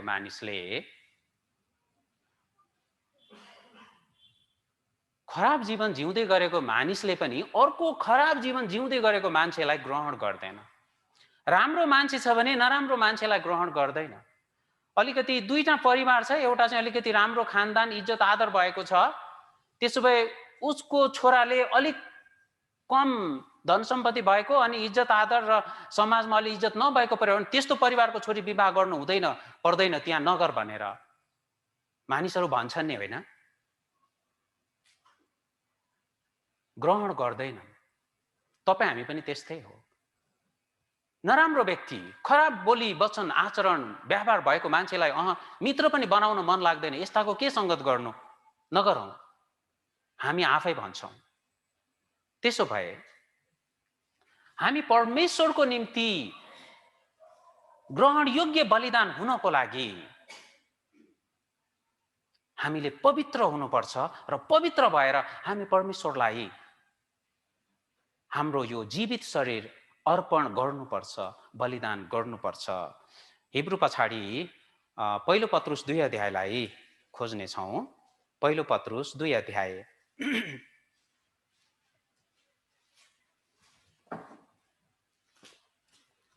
पहिलो पत्रुस 2 को 5 पद, 2 को 5 पद। यो वचनलाई हामी सँगै पढौँ। पहिलो पत्रुस 2 को 5 पद। तिमीहरू पनि येशू ख्रीष्टद्वारा परमेश्वरको दृष्टिमा ग्रहण योग्य आत्मिक बलिदान चढाउने पवित्र पुजारीगिरीको निम्ति जीवित पत्थरहरू झैं आत्मिक घर बन्दै जाओ। यहाँ के भन्नुहुन्छ? जीवित पत्थरहरू झैं आत्मिक घर बन्दै जाओ। घर बन्नको लागि चाहिँ ढुङ्गा इँटाहरू चाहिन्छ। मण्डली बन्नको लागि पनि यो ढुङ्गा इँटा जस्तै कुरा चाहिन्छ। त्यो चाहिँ हामी हो, जीवित पत्थरहरू। को हो? उद्धार पाएको हरेक जना जीवित पत्थर हो। हामी यसरी परमेश्वरको शरीर, मण्डली भवन होइन, हामी मण्डली बन्नको लागि, मण्डली भवन बन्नलाई यो ढुङ्गा इँटा चाहे जस्तै मण्डली चाहिँ हामीहरू हौँ र हामीलाई जीवित पत्थरहरू भन्नुभयो। आत्मिक घर, मण्डली बन्दै जाओ। यसको लागि हामी यसको निम्ति अब आफूले ठुलो कृपा पाएका छौँ, आफूलाई पवित्र बनाएका छौँ। त्यसो भए अब यो पवित्र शरीर, हाम्रो जीवन चाहिँ परमेश्वरलाई हामीले अर्पण गर्नुपर्छ। हामीले आफैलाई जिउँदो बलिदानको रूपमा त्यसो भए कसरी अर्पण गर्न सक्छौँ त? बलिदान गर्ने कुरा चाहिँ सबै बलिदान भन्यो भने खालि मर्ने कुरा मात्रै विचार गर्नु हुँदैन, रगत बगाउने कुरा मात्रै बलिदान होइन। यो काम चाहिँ प्रभु येशूले गर्नुभयो। अब चाहिँ हाम्रो समय हो, हाम्रो पालो हो, हामीले चाहिँ जिउँदो बलिदान चढाउनु पर्छ। रोमीको पुस्तक 6 अध्याय, रोमी 6 अध्याय, रोमी 6 अध्याय 13 पद रोमीको पुस्तक 6 अध्याय 13 पद। रोमी 6 अध्याय 13 पद।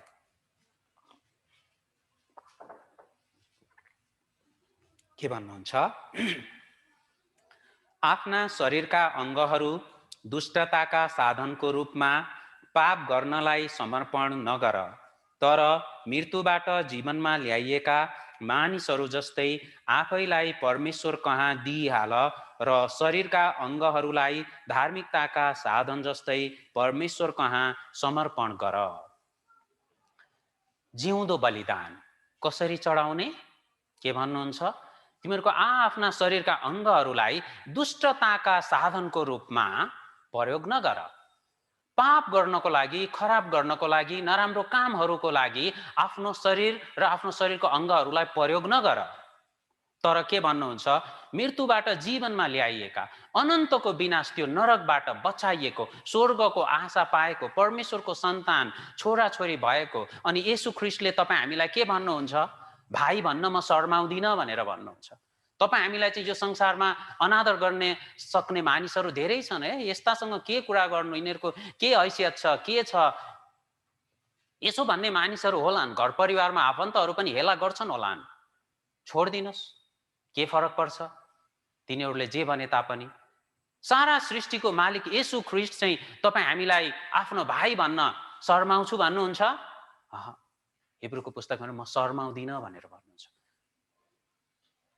उहाँले हामीलाई कति ठुलो कृपा गर्नुभएको छ। त्यसकारण अब यस्तो ठुलो कृपा पाएको कारण मृत्युबाट हामी जीवनमा ल्याएको मानिसहरू जस्तै अब के भन्नुहुन्छ? आफैलाई परमेश्वर कहाँ दिइहाल। परमेश्वरले हामीलाई यति ठुलो बलिदान गरेर बचाउनु भयो। हामी नासुने मानिसहरू थियौँ, उहाँले हामीलाई जीवन दिनुभयो। मरेको थियौँ, जीवित पार्नुभयो। त्यसो भए अबको यो जीवनद्वारा हाम्रो शरीरका अङ्गहरूद्वारा चाहिँ पहिले चाहिँ पाप गरेको हो, हाम्रो विचारद्वारा, कामद्वारा, हरेक कुराद्वारा। तर अब चाहिँ के गर भन्नुहुन्छ? परमेश्वरको महिमा गर। परमेश्वरको महिमा हुने कामको लागि आफ्ना शारीरिक अङ्गहरूलाई उपयोगमा ल्याऊ भनेर भन्नुहुन्छ। हामीले साँच्चै नै पहिले नबुझ्दाखेरि, नजान्दाखेरि धेरै गलत कामहरू गऱ्यौँ, गलत सङ्गतहरूमा हिँड्यौँ, गलत खानेकुराहरू खायौँ, बोल्ने कुराहरू बोल्यौँ, धेरै कुराहरू यसरी हामीले गऱ्यौँ। तर अब हामीलाई परमेश्वरबाट ठुलो कृपा प्राप्त भयो। उहाँले हामीलाई बचाइदिनु भयो। अनन्त अनन्तसम्मको पाप क्षमा गरेर स्वर्गमा जाने निश्चयता दिनुभएको छ कि छैन? दिनुभएको छ। कतिले प्राप्त गर्नुभयो होला, कोही चाहिँ अझै बाँकी हुनुहुन्छ भने छिटै स्वर्गमा जाने निश्चयता प्राप्त गर्नुपर्छ। बाइबलमा हेऱ्यो भने परमेश्वरको वचनमा के छ? हामी स्वर्गमा जाने हो कि नरकमा जाने हो भन्ने कुरा चाहिँ मरेपछि थाहा पाउने कुरा होइन। यो चाहिँ मान्छेको कुरा हो। वचनमा हेर्छौँ भने परमेश्वरले हामी स्वर्गमा जान सक्ने हो कि नरकमा जानुपर्ने मान्छे हो मरेपछि भन्नुहुन्छ कि वचनद्वारा अहिले नै भन्नुहुन्छ? अहिले नै भन्नुहुन्छ। त्यसकारण हामी मध्ये कोही पनि, एकजना पनि, खोइ यस्तो निश्चयता त मलाई छैन, म त अझै विश्वासमा बलियो हुनुपर्छ, म अझै पाप गरेको छु, मैले पश्चाताप गर्नुपर्छ, मैले यो काम बिगारेको छु, अझ म ठिक हुनुपर्छ, अनि मात्रै म स्वर्गमा जान सक्छु। यदि तपाईँहरूमध्ये कसैको पनि यस्तो विचार आउँछ भने मलाई भेट्दा पनि हुन्छ, नभए नजिकको तपाईँको कोही हुनुहुन्छ भने अगुवाहरूसँग भेट्नुहोस्। किनभने यो विचार चाहिँ उद्धार पाएको मानिसको विचार होइन, स्वर्गमा जान सक्ने मानिस होइन। सबै गरेर यदि हामी नरकमा जान्छौँ भने त के फाइदा छ र? स्वर्गमा जाने निश्चयता चाहिँ परमेश्वरले हामीलाई बाँचेकै बेलामा दिनुहुन्छ। अहिले नै हामी यो निश्चयता प्राप्त गरिसकेको हुनुपर्छ। त हामीले अगाडि जे जस्तो जीवन जिएर परमेश्वरदेखि टाढा भएर जिएको भए तापनि अब चाहिँ हामी परमेश्वरको लागि एकदमै ग्रहण योग्य जिउँदो बलि भएर हामी समर्पित हुनुपर्छ। परमेश्वरको लागि हामीले काम गर्नुपर्छ। हामीले परमेश्वरको कृपालाई प्राप्त गरेको हुनाले पवित्र पारेर जिउँदो बलिदान हामीले परमेश्वरलाई चढाउनुपर्छ। त्यसो भए साँच्चै हामीले उद्धार पायौँ, उद्धार पाएको परमेश्वरको कृपा प्राप्त गरेको हो। हामी सङ्गतिमा आउँछौँ, विभिन्न अरू सङ्गतिहरूमा पनि बस्छौँ र वचनद्वारा हामी सिक्छौँ संसारबाट अलग हुनुपर्छ, आफूलाई पवित्र पार्नुपर्छ। यहाँसम्म हामी गर्दैछौँ भने अब हामी साँच्चै आफूलाई परमेश्वरको निम्ति जिउँदो बलिदान चढाउँदैछौँ त? हामी परमेश्वरलाई यसरी अर्पण गर्दैछौँ त? हाम्रो जीवन कस्तो छ? हामी के गर्दैछौँ? यदि हामीले उद्धार पायौँ, परमेश्वरको कृपा प्राप्त गर्यौँ, संसारदेखि अलग भएर, खराबीबाट अलग भएर र अनि अहिले हामी शुद्ध पवित्र जीवन पनि जिउँदैछौँ, तर अब परमेश्वरलाई जिउँदो बलिदानको रूपमा आफूलाई अर्पण गर्दैनौँ भने के फाइदा छ? यो कस्तो कुरा हो? बजारमा जानुभयो, धेरै राम्रो राम्रो खानेकुरा, पोसिलो खानेकुरा किन्नुभयो, महँगो खानेकुरा सम्झ्यो भने के छ होला? तरकारीहरूमा महँगो सोच्यो भने चाहिँ यो कुरिल्लो भन्छ, च्याउ, होइन? अरू हेऱ्यो भने यो पनिरहरू, खसीको मासु, बङ्गुर मासु, के मासु, मिठो मिठो छ धेरै। यस्तो धेरै खानेकुराहरू लिएर आयो। अब एकदमै राम्रो कुकलाई बोलाएर अब मिठो तरिकाले पकाएको छ, खाँदैन भने अब के फाइदा छ? के फाइदा छ? यति त सजिलो कुरा छ नि बुझ्नलाई। पकाएर खाएन भने के फाइदा छ? केही फाइदा छैन।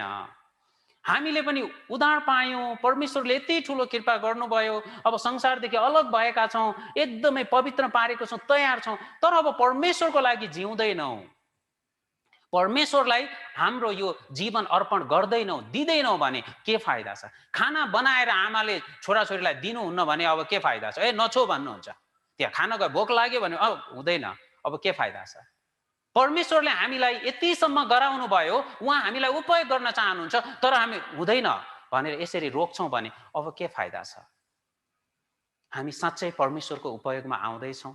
परमेश्वर तपाईँ हामी हरेकलाई उपयोग गर्न चाहनुहुन्छ अनि यस बापत उहाँ तपाईँ हामीलाई धेरै ठुलो आशिष दिन चाहनुहुन्छ। यो आशिषलाई हामी प्राप्त गर्नको लागि परमेश्वर मलाई उपयोग गर्नुहोस् भनेर उहाँलाई समर्पित गर्दैछौँ कि रोक्दैछौँ? हामीले आफ्नो यो शरीर, हाम्रो यो जीवन सबै परमेश्वरलाई अर्पण गर्नुपर्छ। जिउँदो बलिको रूपमा हामीले अर्पण गर्नुपर्छ। परमेश्वरले वचनमा के भन्नुभएको छ? अनि यो कुरा हाम्रो लागि एकदमै मिल्छ है, हामी सबैको लागि। हामी कुरा चाहिँ गर्छौँ, कुरा त धेरै गर्छौँ, राम्रो राम्रो गर्छौँ, एकदम ठिक, सुन्दाखेरि हो जस्तो लाग्ने। तर वचनमा के भन्नुहुन्छ? परमेश्वरको राज्य बोलीमा होइन शक्तिमा छ भनेर भन्नुहुन्छ। पहिलो कोरिन्थी 4:20 यो वचन पाउँछौँ हामी। परमेश्वरको राज्य बोलीमा होइन, कुरामा होइन, शक्तिमा अडेको हुन्छ। शक्तिले चाहिँ के गर्छ? शक्तिले काम गर्छ। परमेश्वरको राज्य चाहिँ बोलेर होइन, हामी उद्धार पाएकाहरू साँच्चै आफूलाई पवित्र पारेर परमेश्वरलाई दिन्छौँ, आफूलाई अर्पण गर्छौँ भने त्यतिखेर परमेश्वरको काम हुन्छ। तर हामी आफूलाई परमेश्वर कहाँ दिँदैनौँ, अर्पण गर्दैनौँ, त्यसो भए काम कसरी हुन्छ? कुरा चाहिँ गर्छौँ, म यस्तो, म उस्तो, यति वर्ष भयो उद्धार पायो, यति ठुलो अनुग्रह पाएँ, म यस्तो मान्छे थिएँ, उस्तो मान्छे थिएँ, आँसु पनि झर्छ, भाव पनि राम्रो हुन्छ, सबै कुरा हुन्छ। तर हामी साँच्चै आफूले आफूलाई परमेश्वर कहाँ अर्पण गर्दैछौँ? शक्तिले चाहिँ काम गर्छ अनि परमेश्वरको राज्य चाहिँ कुरामा होइन शक्तिमा अडेको छ भन्नुहुन्छ। त्यसै कारण परमेश्वरको राज्य कुरामा होइन, कामद्वारा मात्रै अगाडि बढ्छ। त्यसैले येशू ख्रीष्टले के भन्नुहुन्छ? येशू ख्रीष्टले के भन्नुभयो? मेरा पिताले अहिलेसम्म काम गरिरहनु भएको छ र म पनि काम गरिरहेको छु। परमेश्वर के गरिरहनु भएको छ? काम गरिरहनु भएको छ। येशू ख्रीष्ट के गरिरहनु भएको छ? काम गरिरहनु भएको छ। हामी चाहिँ के गर्दैछौँ? उद्धार पायो, पवित्र भयो, सबै कुरा थाहा छ, कुरा पनि राम्रो छ, तर आफूले आफूलाई परमेश्वरमा अर्पण गर्दैनौँ भने परमेश्वरको काम कसरी हुन्छ? हामीले आफूलाई परमेश्वरमा समर्पित गर्नुपर्छ। परमेश्वर मलाई उपयोग गरिदिनुहोस्, परमेश्वर म तपाईँको लागि उपयोगमा आउन चाहन्छु, हामीले यसरी भन्नुपर्छ। हामी तयार हुनुपर्छ। परमेश्वर पनि काम गरिरहनु भएको छ, येशू ख्रीष्ट पनि काम गरिरहनु भएको छ। त्यसो भए हामी चाहिँ झन् सानो हो नि, होइन? स्वयं मालिक काम गर्दै हुनुहुन्छ, म्यानेजर काम गर्दै हुनुहुन्छ भने अब बाँकी अरू लेबरहरू, सहयोगीहरू, तिनीहरू चाहिँ यसरी बस्न मिल्छ र? यो कति असुहाउँदो कुरा हो। प्रभुले किन यो वचन भन्नुभएको होला? के जरुरी छ? परमेश्वर काम गर्दै हुनुहुन्छ भन्नलाई हामीले परमेश्वरलाई तलब दिने हो कि के दिने हो र? होइन। येशू ख्रीष्टलाई हामीले केही दिने हो र? होइन। यो कुरा हामीलाई जान्नु जरुरी नै छैन। परमेश्वरले हामीलाई यो भन्नु आवश्यकता के छ र? तर किन भन्नुभयो हो? परमेश्वर पनि काम गर्दै हुनुहुन्छ, म पनि काम गर्दैछु भने तिमीहरू चाहिँ के गर्दैछौ? कुरा चाहिँ यो हो, आज हामी के गर्दैछौँ? साँच्चै काम गर्दैछौँ? साँच्चै आफूले आफूलाई परमेश्वरमा समर्पित गरेको छौँ, अर्पण गरेको छौँ? हामीले काम गर्नुपर्छ। यसैको लागि हामी यहाँ छौँ। उद्धार पाएर परमेश्वरले यो मण्डली दिनुभयो। यदि हामी जीवनमा पवित्रकरण गर्दै परिवर्तन भएर परमेश्वरको उपयोगमा नआउने हो भने मण्डली बन्ने नै थिएन, मण्डलीको आवश्यकता थिएन। साँच्चै भन्यो भने यो मण्डली भवनमा आएर वचन सुनेर उद्धार पाएको व्यक्तिभन्दा घर घरमा कोठा कोठामा वचन सुनेर उद्धार पाएको व्यक्ति धेरै हुनुहुन्न र? पक्का कुरा हो नि यो, होइन? यहाँ भवनमा आएर शनिबारको सेवा सङ्गतिमा वचन सुनेर कसले उद्धार पायो होला? कोही हुनुहुन्छ होला, एक दुईजना, तर बाँकी सबै? त्यसो भए त यो मण्डली भवनको पनि आवश्यकता छैन, शनिबार यसरी भेला हुनु पनि जरुरी छैन। किन? हामी परमेश्वरमा उपयोगमा आउनको लागि हो। हामीले आफूलाई परमेश्वरमा समर्पित गर्नै पर्छ। विचार गर्नुहोस्, कुनै पनि सामान व्यर्थै बनेको छैन, कहिल्यै उपयोगमा आउँदैन भने त कति व्यर्थको कुरा हो। तपाईँ हाम्रो शरीरमा भएको कुन अङ्ग त्यतिकै बनेको छ र? होइन, यो कपालहरू, यो रौँहरू, यो हरेक कुराको काम छ। यो यो यो यो आँखामाथि भएको यो के भन्छ, यो आँखी भाउ, यो भित्र आँखामा परेलामा भएको त्यो परेलाहरू आँखामा भएको, यिनीहरूको पनि काम छैन भने यो किन परमेश्वरले बनाउनु भयो? यो आँखी बाउले चाहिँ पसिना आउँछ भने काम गरेको बेलामा, अनि पानी पर्छ भने यो बगेर आँखाभित्र नजाओस् भन्नको लागि यहाँबाट यसरी बाहिर पठाउँछ नि, उद्देश्य छ। यो आँखी बाउ हरहमेशा प्रयोगमा आइरहेको छ। परेलाले सधैँभरि यो परेला काटिदिनुहोस् त, कति असजिलो हुन्छ, अनि किराहरू कति धेरै पर्छ, धुलोहरू, त्यसले झिमिक झिमिक गर्दाखेरि किराहरूलाई भित्र पस्न दिनबाट रोक्छ। तपाईँ हामी परमेश्वरको अङ्ग भएर उपयोगमा आउँदैन भने कति भार होला, कति दुखित कुरा हो। तपाईँहरूले देख्नु भएको होला, कोही कोही मानिसहरूको यहाँबाट हात सुकेको हुन्छ, अनि यो यति सुक्यो अब चल्दैन। कसै कसैको खुट्टा त्यस्तो छ, कसै कसैको चाहिँ यहाँ पछाडि यत्रो ठुलो गाँठो निस्किन्छ, देख्नु भएको होला, होइन? अलि यस्तो असजिलो हुन्छ। यो यो यो भारी मात्रै बोकेको हो, यो हात चल्दैन, त्यसो भए सधैँ झुन्ड्याउने भार मात्रै हो। के फाइदा छ त्यो अङ्ग भएर? बोझ मात्रै होइन र? तपाईँ हामी परमेश्वरको लागि उपयोग हुँदैछौँ कि बोझ हुँदैछौँ? परमेश्वर, म बोझ हुन चाहन्न, मलाई उपयोग गरिदिनुहोस्, म सकेसम्म आफूलाई शुद्ध पवित्र पारेर तपाईँको उपयोगमा आउन चाहन्छु। यो मन, यो हृदय भएर हामीले सधैँभरि प्रार्थनासहित परमेश्वरको लागि प्रयोगमा आउन प्रयत्न गर्नुपर्छ।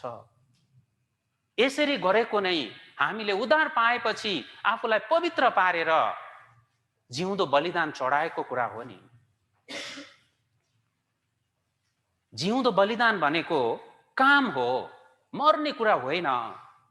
परमेश्वरलाई महिमा पुग्ने काम हामी उद्धार पाएर गर्दछौँ भने त्यो साँच्चै जिउँदो बलिदान हो। हामी काम त गर्दैछौँ, तर आफ्नो अभिलाषा पुरा गर्नलाई मेहनत गर्नु परमेश्वरलाई बलिदान चढाएको होइन। त्यो मेहनतद्वारा कसको महिमा हुन्छ, यो महत्त्वपूर्ण कुरा हो। हामी कसको अभिलाषा, आफ्नो शरीरको अभिलाषा पुरा गर्दैछौँ कि परमेश्वरको इच्छा पुरा गर्दैछौँ? परमेश्वरको इच्छा पुरा गर्नलाई तपाईँ हामी मेहनत परिश्रम गर्छौँ भने साँच्चै हामीले जिउँदो बलिदान गरेको हो। यदि आफ्नो अभिलाषाको लागि गर्छौँ भने त के भन्नुहुन्छ तिमोथीको पुस्तकमा? जिउँदै मरे तुल्य हो भनेर भन्नुहुन्छ। त्यो चाहिँ अब शरीरमा बाँचिराखे तापनि त्यो परमेश्वरको लागि चाहिँ मरेको मान्छे हो, यस्तो अर्थ हो। हामीले परमेश्वरले हामीलाई गर भनेको काम गर्नुपर्छ। परमेश्वरले किन हामीलाई उद्धार गरेर यो संसारमा राख्नुभयो?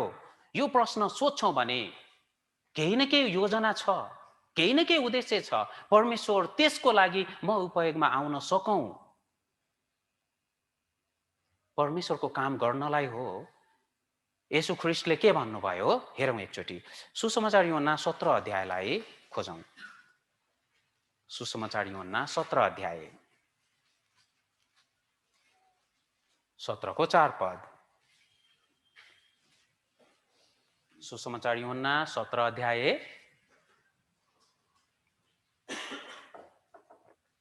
4 पद। हामी सबैजनाले ठुलो स्वरमा सँगै पढौँ। सबैसँग बाइबल छ? स्वर सुन्दा चाहिँ कोही पनि बाइबल लिएर आउनु भएन जस्तो छ। पढ्न नजान्ने व्यक्तिहरू पनि बाइबल चाहिँ बोकिदिनु भयो भने त्यतिद्वारा पनि परमेश्वरको महिमा हुन्छ। पढ्न जान्नु भएन भने राम्रो उपाय चाहिँ के छ? यो लिएर जानुहोस् र नानी यहाँ के लेखेको छ यो एकचोटि पढिदियो, यतिकै जे पाए त्यही पल्टाएर भन्नुहोस्। अब जे के थाहा छ यति भन्यो भने पनि केही राम्रो कुरा बुझेर त्यो मान्छे परिवर्तन हुन सक्छ। हामीले सङ्गतिमा आउँदा चाहिँ बाइबल बिना चाहिँ हुनु हुँदैन है। देख्दा सबै बाइबल छ, जुममा हुनुभएको परिवारहरू पनि सबैजना बाइबल लिएर बस्नु भएको छ भनेर म आशा गर्छु। कोही छुट्नु भएको छ भने आउने समयमा चाहिँ निश्चय हामीसँग बाइबल हुनुपर्छ। 17 को 4 पद हामी सबैजना सँगै पढौँ। सुरु। मलाई दिनुभयो त्यो पुरा गरी तपाईलाई पृथ्वीमा मैले महिमित तुल्याएको छु। येशू ख्रीष्टले यसरी भन्नुभएको भए कस्तो हुन्थ्यो होला? जुन काम तपाईले मलाई दिनुभयो त्यो कुरा गरी तपाईलाई पृथ्वीमा मैले महिमित तुल्याएको छु। पुरा गरेर होइन, कुरा गरेर। कुरा गरेर परमेश्वरको महिमा हुन्छ र? हुन्छ? हुन्छ जस्तो छ। सबै खुसी भएर शान्त हुनुहुन्छ। कुरा गरेर परमेश्वरको महिमा हुँदैन। परमेश्वरले जुन काम दिनुभयो त्यो कुरालाई येशू ख्रीष्टले मृत्युसम्मै, क्रुसको मृत्युसम्मै आज्ञाकारी भएर उहाँले पुरा गर्नुभयो र परमेश्वरलाई महिमित तुल्याउनु भयो। तपाईँ हामीलाई पनि परमेश्वरले जिम्मेवारी दिनुभएको छ। हामी उद्धार पाएको मण्डलीको एउटा एकदमै बहुमूल्य अभिन्न अङ्ग बनेका छौँ र यो अङ्गले काम गर्नुपर्छ। शरीरको कुनै अङ्गले काम गरेन भने कति अप्ठ्यारो हुन्छ। देब्रे हातले त्यति काम गर्दैन, तर देब्रे हातले पुरै काम गर्न छोड्यो भने कति गाह्रो हुन्छ। खुट्टाले टेक्न छोडिदियो भने अब यदि हातद्वारा हिँड्नु पर्यो भने कति गाह्रो हुन्छ। तपाईँ हामीले एउटा व्यक्तिले पनि जिम्मेवारी पुरा गरेन भने यस्तै गाह्रो हुन्छ। यो एउटा सानो औँला हो, तर यो सानो औँलामा पनि काँडा बिजियो कि अलिकति दुख्यो भने पुरै शरीरलाई असर गर्छ। त्यसकारण तपाईँ हामी धेरै बहुमूल्य छौँ मण्डलीको अगाडि, परमेश्वरको अगाडि। तपाईँ हामी साँच्चै आफ्नो अभिलाषा, आफ्नो इच्छा, आफ्नै मात्रै कुरा विचार गरेर अलिकति यता मन लाग्यो त्यतै गयो, कुन कुरा मन लाग्यो फेरि उतै गयो। यो चाहिँ ख्रीष्ट प्रभुको शरीरलाई र मण्डलीलाई व्यवस्था गरेको हो। आफ्नो काम, आफ्नो जिम्मेवारीलाई पुरा नगरेको कति ठुलो पाप हो। हामी केही जीवित बलिदानहरूलाई हेरौँ। साँच्चै एकदमै साधारण, तपाईँ हामी सबैले सधैँभरि गर्न सक्ने एकदमै साधारण केही बलिदानहरू छन्। यो कुरालाई हामी हेरौँ, जुन बलिदानले परमेश्वर एकदमै खुसी हुनुहुन्छ। तपाईँहरू पनि परमेश्वरलाई खुसी पार्न चाहनुहुन्छ नि। त्यसो भए यो केही बलिदानहरूको विषयमा हेरौँ जुन तपाईँ हामीसँग छ। हामी सधैँ यो गर्न सक्छौँ, जसले परमेश्वर धेरै खुसी हुनुहुन्छ अनि साँच्चै परमेश्वरको एकदमै ठुलो महिमा हुन्छ। त यो कुरालाई हामी हेरौँ। पहिलो चाहिँ परमेश्वरलाई एकदमै मनपर्ने जिउँदो बलिदान चाहिँ के हो? धन्यवाद चढाउनु। के हो? धन्यवाद चढाउनु। भजन सङ्ग्रह 50 अध्यायलाई हेरौँ एकचोटि। वचनबाट हेरौँ। भजन सङ्ग्रह 50 अध्यायलाई खोलौँ।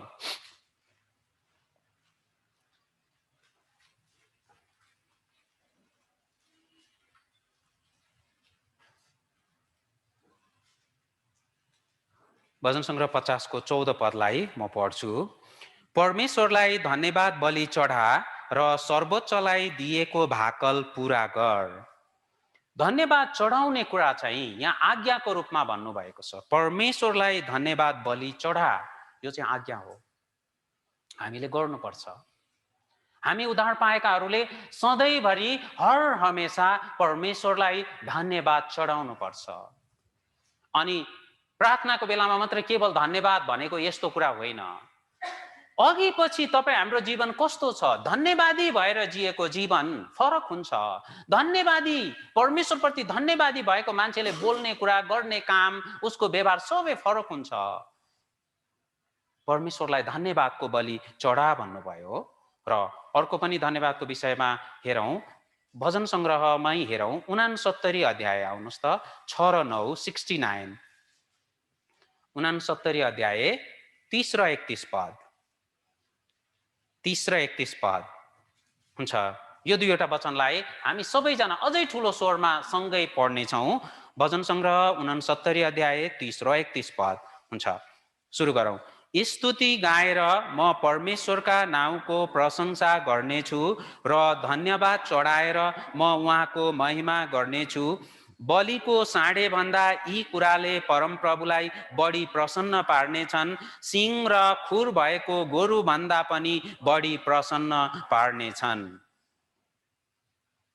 कति राम्रो कुरा! धन्यवादको बलिलाई परमेश्वरले कति मन पराउनुहुन्छ।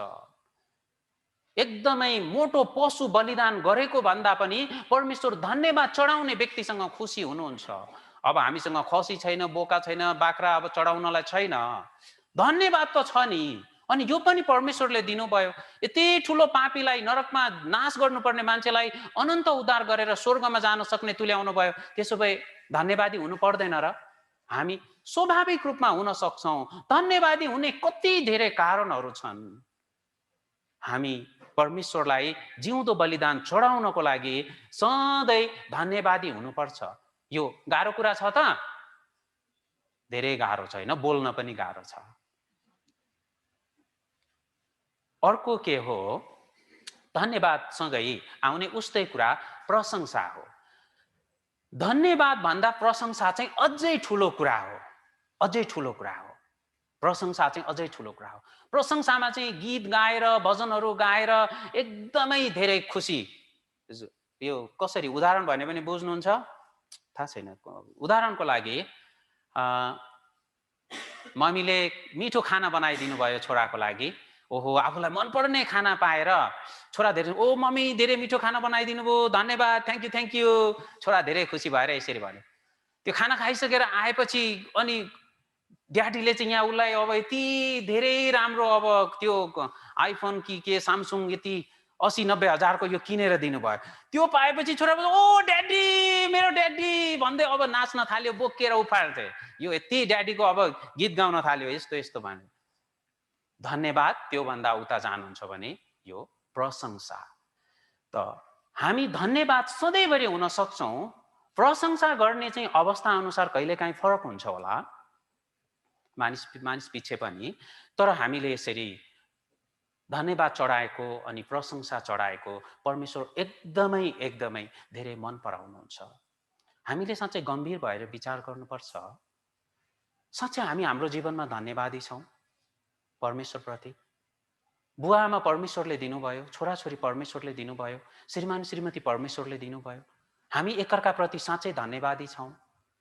बुवाआमाले गरेको कामप्रति, श्रीमतीले गरेको कामप्रति, श्रीमानले गरेको कामप्रति, छोराछोरीहरूले जे जति सहायता गर्दैछन्, जति पढ्दैछन्, के योभन्दा अझै बिग्रिएर नाश भएर गएको मान्छे संसारमा छैनन् र? अहिले तपाईँको श्रीमान भन्दा कति खराब खराब श्रीमानहरू पनि हुनुहुन्छ नि।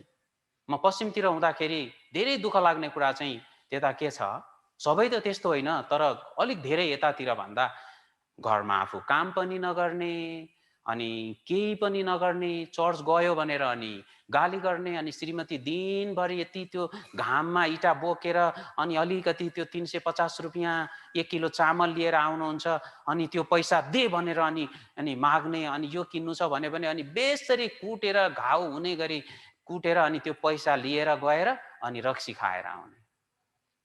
यस्तो मान्छेहरू पनि थियो। तपाईँ हामी अहिले त्यसो भए त्यस्तो श्रीमान मसँग छैन भने त म खुसी हुनुपर्छ, मेरो त श्रीमती खुसी हुनु पर्यो, उल्टो भनेछु। हामी धन्यवादी हुन सक्ने धेरै धेरै धेरै अवस्था छ। जस्तो अवस्थामा पनि परमेश्वरको आज्ञा चाहिँ हामीलाई धन्यवादी हुनु र हामीले साँच्चै परमेश्वरमा धन्यवादी मन हृदय हुनै पर्छ। र अर्को चाहिँ प्रशंसा।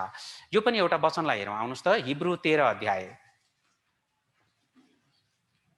हिब्रू 13 को 15 पद, हिब्रू 13 को 15 पद के भन्नुहुन्छ? यसकारण परमेश्वरलाई येशूद्वारा प्रशंसाको बलि निरन्तर चढाओ, यो प्रशंसा उहाँको नाउँ स्वीकार गर्ने ओठको फल हो। परमेश्वरलाई येशू ख्रीष्टद्वारा प्रशंसाको बलि निरन्तर चढाओ। परमेश्वर तपाईलाई धेरै धन्यवाद, मेरो पापको लागि, मलाई बचाउनको लागि तपाईले येशू ख्रीष्ट दिनुभयो। म यस कामको लागि तपाईलाई धन्यवाद चढाउँछु, तपाईको प्रशंसा गर्छु, तपाईको महिमा गर्छु। यो चाहिँ उद्धार पाएका हरेक मानिसले हर हमेशा भन्नुपर्ने कुरा हो।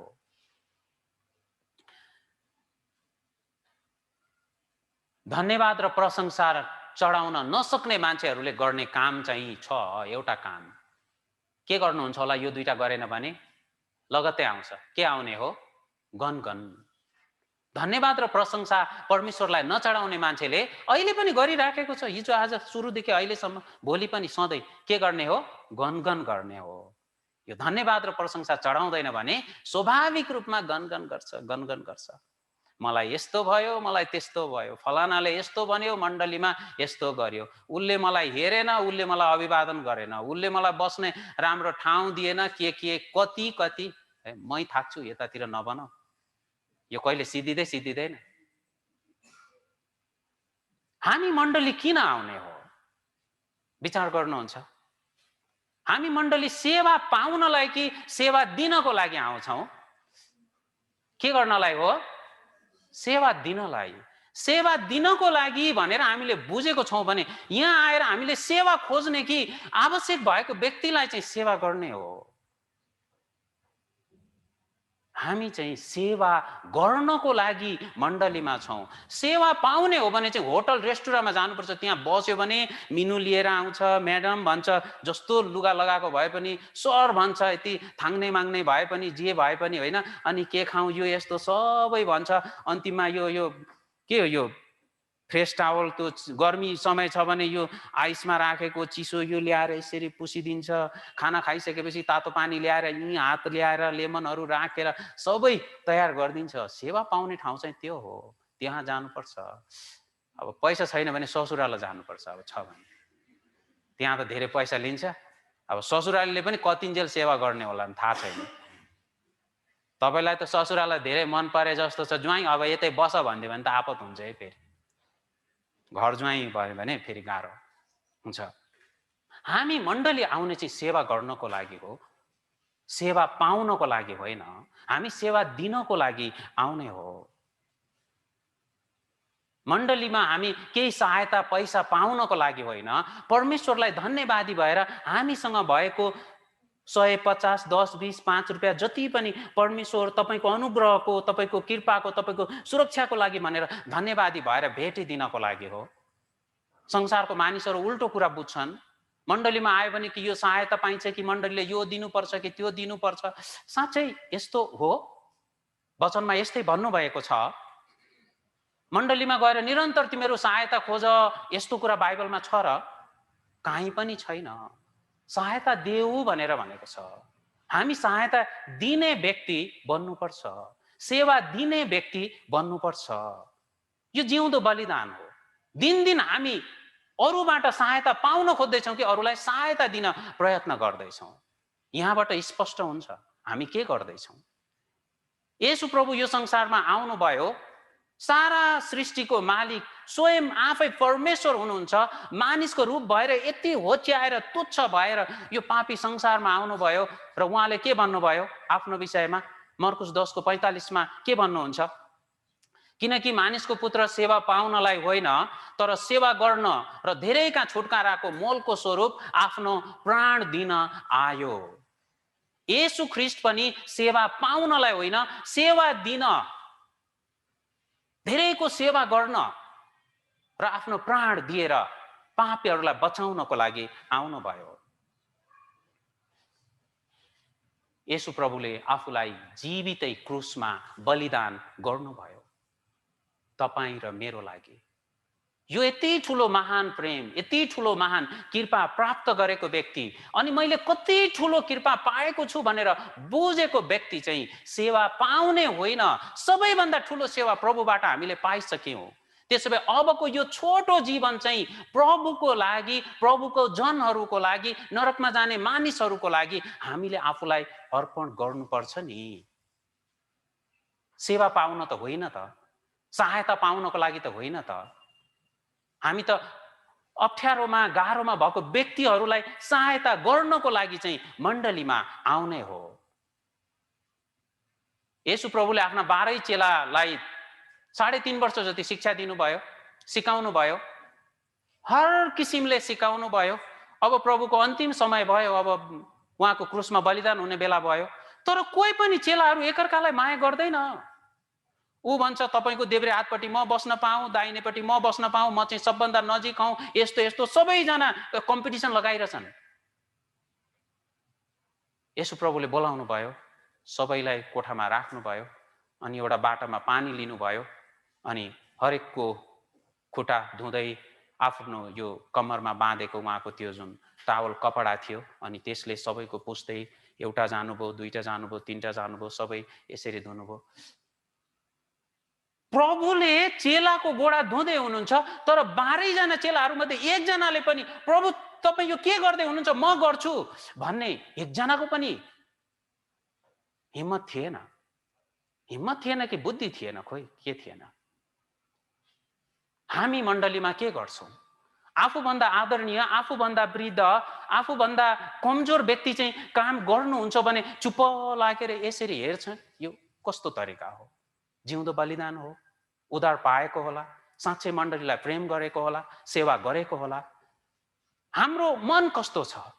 4 पटक त्यहाँ गएर घरमा यति अनुहार हेरेर यति राम्रो राम्रो यो बनाउने, बाटोमा आउँदाखेरि त्यहाँनिर गेटमा केही फोहोरहरू छ, यता छ, बस्ने ठाउँमा यो छ, त्यो छ, खोइ वास्ता छैन। अनुहार मात्रै के छ, यो मात्रै हेरेर के हुन्छ? हामीले साँच्चै कुन कुरालाई ध्यान दिनुपर्छ? मण्डलीमा हामी के को लागि आउने हो? आफ्नो लुगा देखाउनलाई हो कि, कपाल देखाउनलाई हो कि, आँखा देखाउनलाई हो? हामी के को लागि आउने हो? प्रभुको प्रेम देखाउनलाई हो नि। हामी हाम्रो शरीर कि यो प्रदर्शन गर्नलाई आएको हो र? हामी कुन उद्देश्य लिएर मण्डली आउँदैछौँ? साँच्चै हामी सेवा दिँदैछौँ कि सेवा पाउने यो मेरो हक हो, अधिकार हो भनेर यसरी विचार गर्दैछौँ? यसरी येशू प्रभुले 12 चेलाहरूको गोडा धुनुभयो, तर कोही पनि म गर्छु भनेर एकजना पनि उठेन, एकजना पनि। पत्रुस बीचमा बोल्दै थिए, प्रभु तपाईँ मेरो गोडा नधुनु यसरी भन्दै थिए। प्रभुले के भन्नुभयो? मैले धोइन भने त तिम्रो मसित कुनै हिस्सा छैन, फेरि सबै नुहाइदिनु भनेर भने। तर म धुन्छु यसरी पत्रुसले पनि भनेनन्। र प्रभुले के भन्नुभयो? सुसमाचार यूहन्ना 13 अध्यायमा हेर्यो भने, किनकि मैले तिमीहरूलाई एउटा उदाहरण दिएको छु र जसो मैले तिमीहरूका निम्ति गरेँ तिमीहरूले पनि त्यसै गर। येशू प्रभु सेवा गर्नलाई आउनुभयो र उहाँले सेवा गर्नुभयो र ती 12 चेलाहरूलाई अनि अहिले तपाईँ र मलाई पनि प्रभु यही भन्नुहुन्छ, जसो मैले गरेँ तिमीहरूले पनि त्यसै गर, मैले तिमीहरूलाई एउटा उदाहरण दिएको छु। प्रभुले तपाईँ हामीलाई मण्डली परिवारको सेवा गर्ने नमुना देखाउनु भएको छ। हामी यो संसारमा आफै मात्र मिठो खाने, आफै मात्र राम्रो लाउने, आफै मात्र राम्रो हुने यो कुरा होइन। यसो हो भने त हामीलाई मण्डली चाहिँदैन। यही संसार नै हाम्रो जीवन हो, संसार नै खुसी हो भने त उद्धार पनि पाउनु पर्दैन, संसारमै रमाए पुग्छ नि। तर हामी उद्धार पाएकाहरूको लागि चाहिँ स्वर्ग चाहिँ खुसी हो, स्वर्गको राज्य चाहिँ हामीहरूको जाने चाहना हो। त्यसो भए त हामीले अरू मानिसको वास्ता गर्नुपर्छ, अरू मानिसको वास्ता गर्नुपर्छ। आफूले लिने होइन, हामी चाहिँ अरूलाई दिने व्यक्ति बन्नुपर्छ। येशू प्रभुले अर्को वचन पनि भन्नुभयो। प्रेरित 20 अध्यायको 35 पदमा हेर्छौँ भनेदेखि लिनुभन्दा दिनु अझ धन्य हो भनेर भन्नुभयो। धन्य भनेको चाहिँ आशिषित हो। लिने चाहिँ के हो? लिनेले चाहिँ धन्यवाद भन्छ, कुरा सिद्धि हो। तर दिनेले चाहिँ आशिष पाउँछ। लिनेको हात सधैँ तल छ, दिनेको चाहिँ सधैँ माथि छ। तपाईँ हामी कहाँ बस्ने हो? ठुलो हुन चाहने कि साँच्चै सधैँभरि तल्लो स्तरमा जाने? हिब्रू 13 अध्यायको 16 पदमा के भन्नुहुन्छ? भलाइ गर्न र आफूसँग भएका कुरा बाँडचुँड गर्न नभुल भन्नुहुन्छ। किन नभुल भन्नुभयो? यो बिर्सन्छौँ। अरूलाई सहायता गर्नुपर्छ भन्ने कुरा हामी भुलिहाल्छौँ। आफूले सहायता पाउने कुरा चाहिँ एकदम याद आउँछ। मलाई दिएन, मलाई दिएन, सम्झिएन, मलाई कसैले वास्ता गरेन, एकदम याद आउँछ। तर आफूले अरूलाई गर्ने कुरा चाहिँ नभुल भन्नुभयो। लिने कुरा नभुल भन्नु भएन, दिने कुरा नभुल भन्नुभयो। र यसरी दिने कुराहरूमा यो दिनेमा यो वचनलाई हेरौँ एकचोटि हामी। आउनुहोस् त हिब्रू 13 को 16। यो पनि एउटा बलिदान हो, जिउँदो बलिदान। हिब्रू 13 को 16 पद। हिब्रू 13 को 16 हुन्छ, सँगै पढौँ। भलाइ गर्न र आफूसँग भएका कुरा बाँडचुँड गर्न नभुल, किनकि यस्तै बलिहरूमा परमेश्वर प्रसन्न हुनुहुन्छ। यो एउटा जिउँदो बलिदान हो।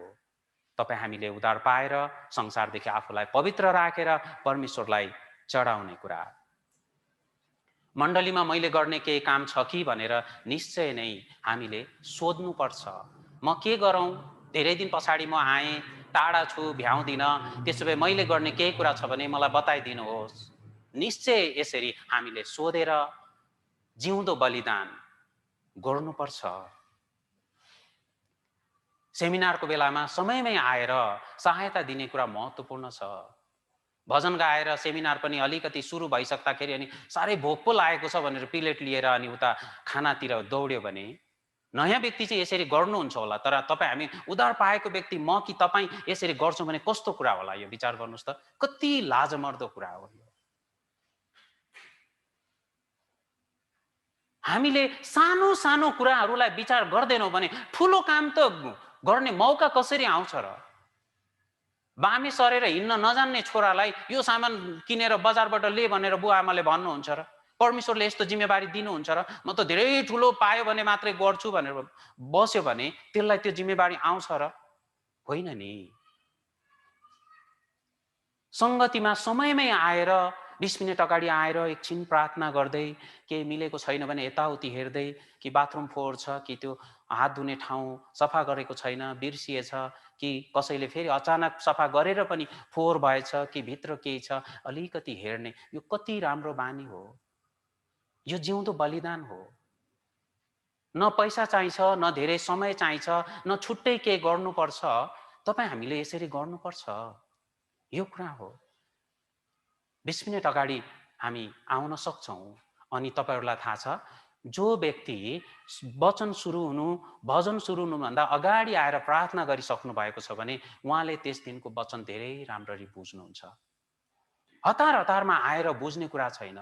पसिना पसिना पनि हुन्छ, सास पनि बढ्छ, कता बस्ने, कसले के भन्यो होला, दिमाग पनि हलचल हलचल हुन्छ, केही स्थिर हुन पाउँदैन। त्यस्तै त्यस्तैमा कता कता हुँदै अनि एकछिनमा अनि फेरि टोइलेट जान मन लाग्छ कि के हुन्छ, अनि कसको फोन आउँछ, सक्यो, सबै गडबड हुन्छ। हामीले थोरै समय पनि परमेश्वरलाई अझै बलिदान गर्नुपर्छ। यसरी हामी आज आएको छौँ। 10-15 मिनट 20 मिनट अरू छिटो आउँदाखेरि साँच्चै धेरै राम्रो हुन्छ। जिउँदो बलिदान रगत बगाएर मात्रै गर्ने कुरा होइन, हामीले दिनदिनै गर्न सक्ने कुराद्वारा गर भनेर भन्नुभएको छ। नरकमा जाने मानिसको आत्मालाई बचाउनको लागि यी सबै काम हामीले गर्ने हो। मुख्य कुरा चाहिँ हरेक काम नरकमा जाने मानिसलाई बचाउनको लागि गर्ने सबै काम जिउँदो बलिदान हो। चाहे त्यो खाना पकाउने काम होस्, सरसफाइ गर्ने काम होस्, चिया दिने काम होस्, यहाँ प्रचार गर्ने काम होस्, सरसफाइ गर्ने काम होस्, सबै काम नरकमा जाने आत्मालाई बचाउने काम चाहिँ कस्तो बलिदान हो? जिउँदो बलिदान हो। हामीले यसरी बुझेर गर्नुपर्छ। हितोपदेशमा भन्नुभएको छ नि 24 अध्याय 11-12 पद, मार्नलाई लगिएकाहरूलाई बचा, मारकाटतिर ढुनमुनिरहेकाहरूलाई रोक। यदि त भन्छस् हामीलाई त यसबारे केही थाहै भएन, के हृदय जाँच गर्नुहुनेले यो कुराको ख्याल राख्नुहुन्न र? तेरो जीवन रक्षा गर्नुहुनेलाई यो कुरा थाहा हुँदैन र? परमेश्वरले सबै जान्नुहुन्छ। तपाईँ हामी साँच्चै परमेश्वरको महिमाको लागि, नरकमा जाने मानिसहरूलाई बचाउनको लागि हामीले बलिदान गर्नुपर्छ। आजको लागि अन्तिम वचन हेर्नेछौँ। याकुबको पुस्तक 5 अध्याय हुन्छ। हिब्रू पछाडि याकुब 5 अध्याय, आजको अन्तिम वचन 20 पद। याकुब 5 अध्यायको अन्तिम वचन, त्यसले जानोस् कि त्यसले एकजना पापीलाई त्यसको कुमार्गबाट फर्काएर ल्याउँछ, त्यसलाई मृत्युबाट बचाउनेछ र असङ्ख्य पापलाई ढाक्नेछ। 79वटा भेडाहरूमा 100वटा भेडाहरूमा हराएर गएको त्यो एउटा भेडालाई खोजेर ल्याउँदाखेरि प्रभु धेरै खुसी हुनुभएको छ। एउटा नरकमा जाने पापीलाई तपाईँ हामी सबैको प्रार्थना, मेहनत, परिश्रम र जिउँदो बलिदानद्वारा बचाउँछौँ भने परमेश्वर धेरै नै खुसी हुनुहुन्छ, धेरै नै खुसी हुनुहुन्छ। र यहाँ याकुब 5 को 20 मा पनि भन्नुभयो, एउटा पापीलाई फर्काएर ल्याउँछ भने कति राम्रो कुरा हो।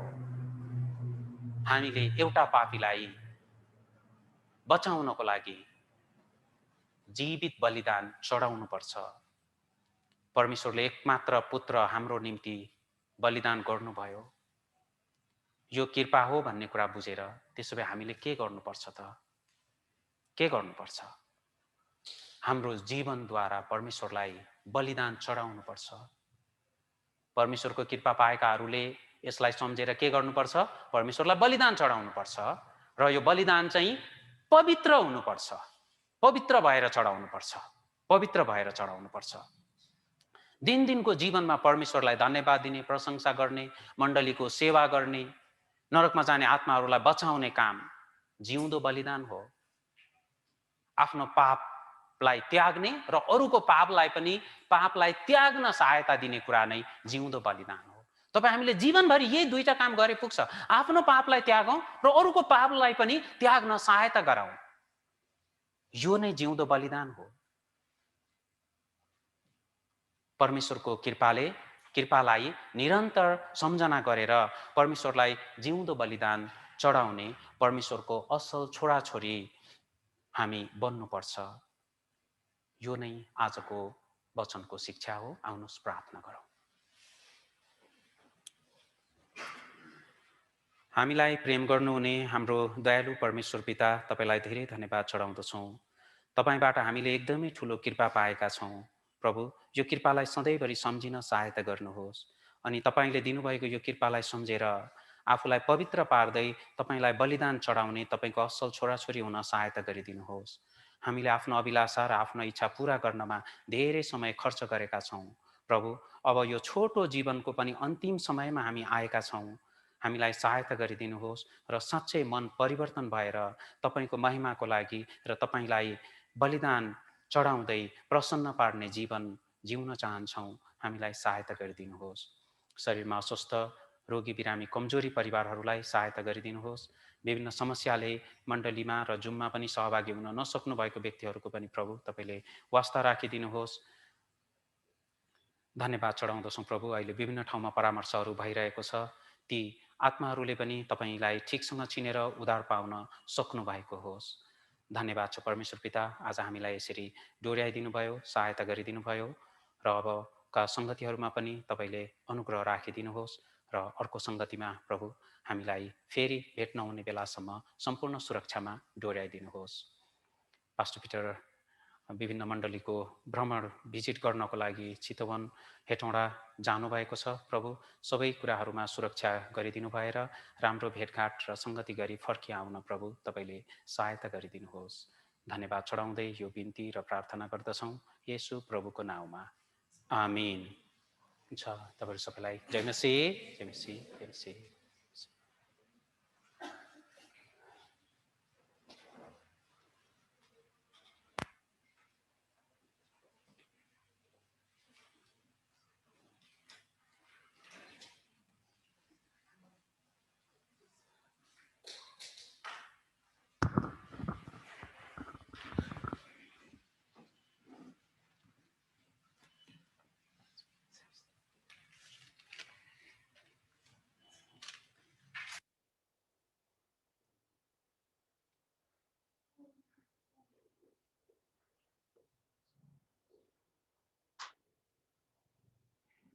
हुन्छ, हाम्रो वचनको संगति सिद्धिएको छ। हुन्छ, हामी केही सूचनाहरू छ, तपाईँहरू सबैजना ध्यान दिएर सुनिदिनका लागि मन गर्दछु। हुन्छ, सबैले जेमसी हाम्रो सूचना यस प्रकार छ। यो हप्ता सोमबार 2 नम्बर क्षेत्रमा संगति हुन्छ। तपाईँहरू सबैजना तयारी हुनुहोस् अहिलेदेखि नै। समय 7 देखि 8 बजीसम्म। त्यसै गरी बुधबार वचनको संगति पनि हाम्रो 7 बजेदेखि 8:30सम्म हुन्छ। तपाईँहरू सबैजना कतिजना यहाँ आउनुभएको छ, कतिजना जुम मार्फत पनि सुनिराख्नु भएको छ, सिकिराख्नु भएको छ परमेश्वरको वचन। त्यसै गरी बिहिबार जवान संगति छ। जवान भाइ बहिनीहरू सबैजना आउनुहोस्। मण्डलीमा आउन सक्ने मण्डलीमा आउनुहोस्। यदि मण्डलीमा आउन गाह्रो छ भनेदेखि तपाईँहरू जुम मार्फत पनि तपाईँ संगतिमा जोइन हुनुहोस्। त्यसै गरी अहिले विभिन्न ठाउँमा समय जवानहरूको पनि 7 देखि 8 बजीसम्म विभिन्न ठाउँमा परामर्श हुँदैछ। अहिले इमाडोलमा पनि परामर्श भइरहेको छ। नयाँ पार्टीमा विभिन्न ठाउँमा परामर्श भइरहेको छ। यो चाहिँ मण्डली परिवारको एउटा आशिष या अनुग्रह हो। मण्डली परिवारको चाहना चाहिँ सबैले उद्धार पाउन सकोस् भन्ने हो। त्यसै कारणले गर्दाखेरि तपाईँहरूले जतिजना आफ्नो छिमेकी आफन्तहरू हुनुहुन्छ उहाँहरूलाई पनि तपाईँहरूले सबैले प्रार्थनासहित उहाँहरूलाई तपाईँहरूले सुसमाचार सुनाएर जसरी अहिले परामर्श भइरहेको छ त्यसै गरी तपाईँहरूले परामर्शमा राख्नको लागि अनुरोध गर्न सक्नुहुन्छ। पहिला उहाँहरूको निम्ति प्रार्थना गर्नुहोस्। त्यसपछि हाम्रो यहाँ अगुवा पास्टरजीहरूलाई भेटेर परामर्श राख्नु पर्यो भनेर तपाईँहरूले प्रार्थनासहित सल्लाह गरेर परामर्शमा राख्न सक्नुहुन्छ। कति चाहिँ यही मण्डलीमा आउन सक्ने व्यक्तिहरू चाहिँ यही मण्डलीमा आएर परामर्शमा बसेर उद्धारको वचन सुनेर उद्धार पाउन सक्नुहुन्छ। हुन्छ, सबैले प्रार्थनामा सम्झिदिनुहोस्। त्यसै गरी हाम्रो अहिले चितवन नारायणघाटमा अर्को नयाँ मण्डली स्थापित भएको छ। त्यहाँ जानुभएको मिसनरीजीहरूको लागि पनि तपाईँहरूले प्रार्थनामा सम्झिदिनुहोस्। त्यहाँ चाहिँ नयाँ ठाउँ हो। त्यसै कारणले गर्दाखेरि त्यहाँ चाहिँ परमेश्वरले सबै कुरामा सहायता गरिदिनु भएको होस् भनेर प्रार्थनामा सम्झिदिनुहोस्। त्यसै गरी हाम्रो यहाँ मण्डलीको दाजु हुनुहुन्छ टीकाराम श्रेष्ठ, बिमारी हुनुहुन्छ। उहाँ अलिकति अस्वस्थ हुनुहुन्छ। उहाँको लागि तपाईँहरूले प्रार्थनामा याद गरिदिनुहोस्। तपाईँहरूले गर्ने व्यक्तिगत प्रार्थनामा सम्झिदिनुहोस्। उहाँ छिटै परमेश्वरले चङ्गाइ गर्न सक्नुभएको होस् भनेर प्रार्थनामा याद गरिदिनुहोस्। त्यसै गरी हाम्रो सरू बहिनी विदेश जाँदै हुनुहुन्छ। कहिले जानुहुन्छ त्यो त थाहा छैन र उहाँ विदेश जाँदै हुनुहुन्छ। उहाँको लागि तपाईँहरूले प्रार्थनामा सम्झिदिनुहोस्। उहाँलाई राम्रोसँग गएर राम्रोसँग परमेश्वरको महिमा हुने काम कार्य गर्नको लागि उहाँलाई परमेश्वरले सहायता गर्नुभएको होस् भनेर तपाईँहरूले प्रार्थनामा सम्झिदिनुहोस्। हुन्छ, आजको यो सूचना यति नै छ। हुन्छ, सबैले राम्रोसँग सूचना सुनिदिनु भयो त्यसको लागि धन्यवाद छ र तपाईँहरूले प्रार्थनामा एकदमै सम्झिदिनुहोस्। कतिपय रोगी बिमारीहरू पनि हुनुहुन्छ। हाम्रो तबिमायाको श्रीमान पनि बिमारी हुनुहुन्थ्यो। अहिले त्यति खबर छैन हामीलाई। उहाँको लागि पनि प्रार्थनामा सम्झिदिनुहोस्। र कति ठाउँमा बिमारीहरू पनि हुनुहुन्छ होला। धेरै देश विदेशमा नि हुनुहुन्छ। उहाँहरूको लागि पनि तपाईँहरूले प्रार्थनामा सम्झिदिनुहोस्। र अहिले यो कोरोनाको महामारीले गर्दाखेरि धेरै गाह्रो अवस्था छ र अहिले यो जाडो र गर्मी छुट्टिने बेलाको कारणले गर्दाखेरि अहिले खोकी लाग्ने, रुगा लाग्ने विभिन्न किसिमको यो मर्गी भइरहेको छ। त्यसै कारणले गर्दाखेरि तपाईँहरू आफ्नो सुरक्षा आफै गर्नुपर्छ। आफ्नो बोझ आफै बोक्नुपर्छ भने जस्तै आफ्नो सुरक्षा त आफैले गर्नुपर्छ। तपाईँहरू बाहिर जाँदाखेरि पनि मास्कहरू लगाएर अलिकति हैन, घरमा बस्दा पनि अलिकति तातो पानीहरू खाएर बफहरू लिएर तपाईँहरू आफ्नो सुरक्षा आफै गर्नुहोस् र परमेश्वरसँग प्रार्थना गरेर हामी एकसाथ परमेश्वरको मान सूचना कार्यमा सहभागी भएर हामी हिँड्नको लागि तपाईँहरूले प्रार्थना गर्दै हुन्छ। आजको सूचना यति नै राख्छु। हुन्छ, सबैलाई जय मसीह। हुन्छ, हाम्रो माझमा आज मात्रै पहिलोचोटि आउनुभएको व्यक्ति कोही हुनुहुन्छ भने तपाईँ आफ्नो ठाउँमा उभिदिनुहोस्, हामी तपाईँलाई स्वागत गर्नेछौँ। आज मात्रै आउनुभएको हुनुहुन्छ भनेदेखि हुन्छ, उहाँलाई हामी स्वागत गर्नेछौँ। ताली बजाएर उहाँलाई हामी स्वागत गर्नेछौँ।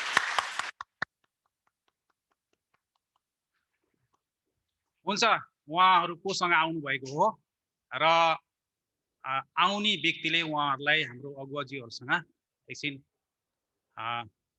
केही सरसल्लाह लिनको लागि तपाईहरूले उहाँहरूसँग सम्पर्क गर्नुहोस्। हुन्छ, सबैलाई जय मसीह।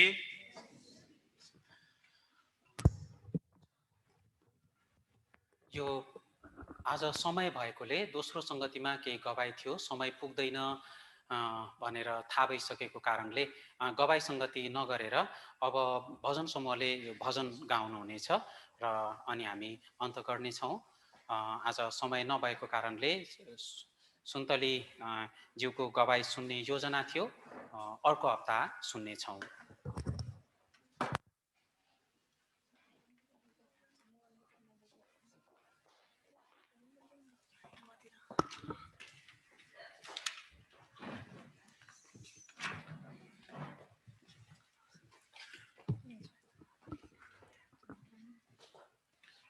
हुन्छ, अन्तिममा स्पेशल भजन नम्बरबाट भजन नम्बर 42 सँगै गाउनेछौँ।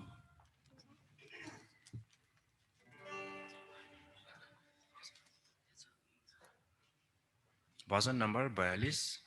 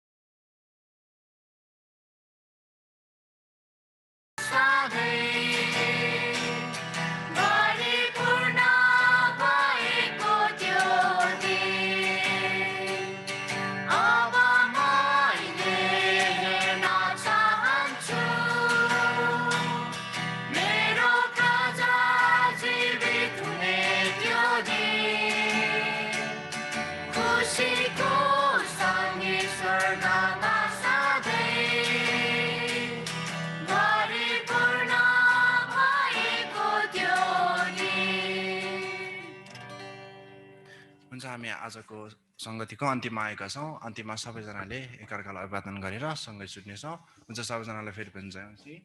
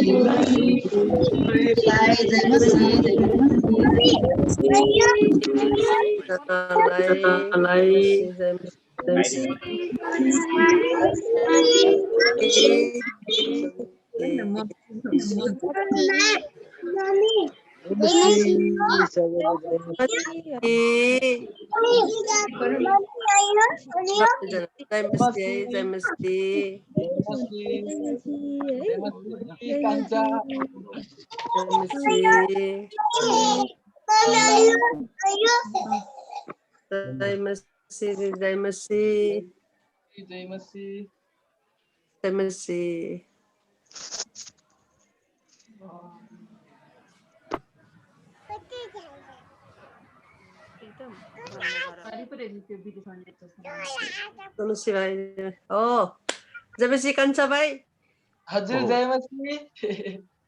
जयमसी जयमसी दिपक भाइ ल दिपक ल सानो बाबु सबैलाई हस् खुसी लाग्यो ल हस् भोलि भेटौँ हस्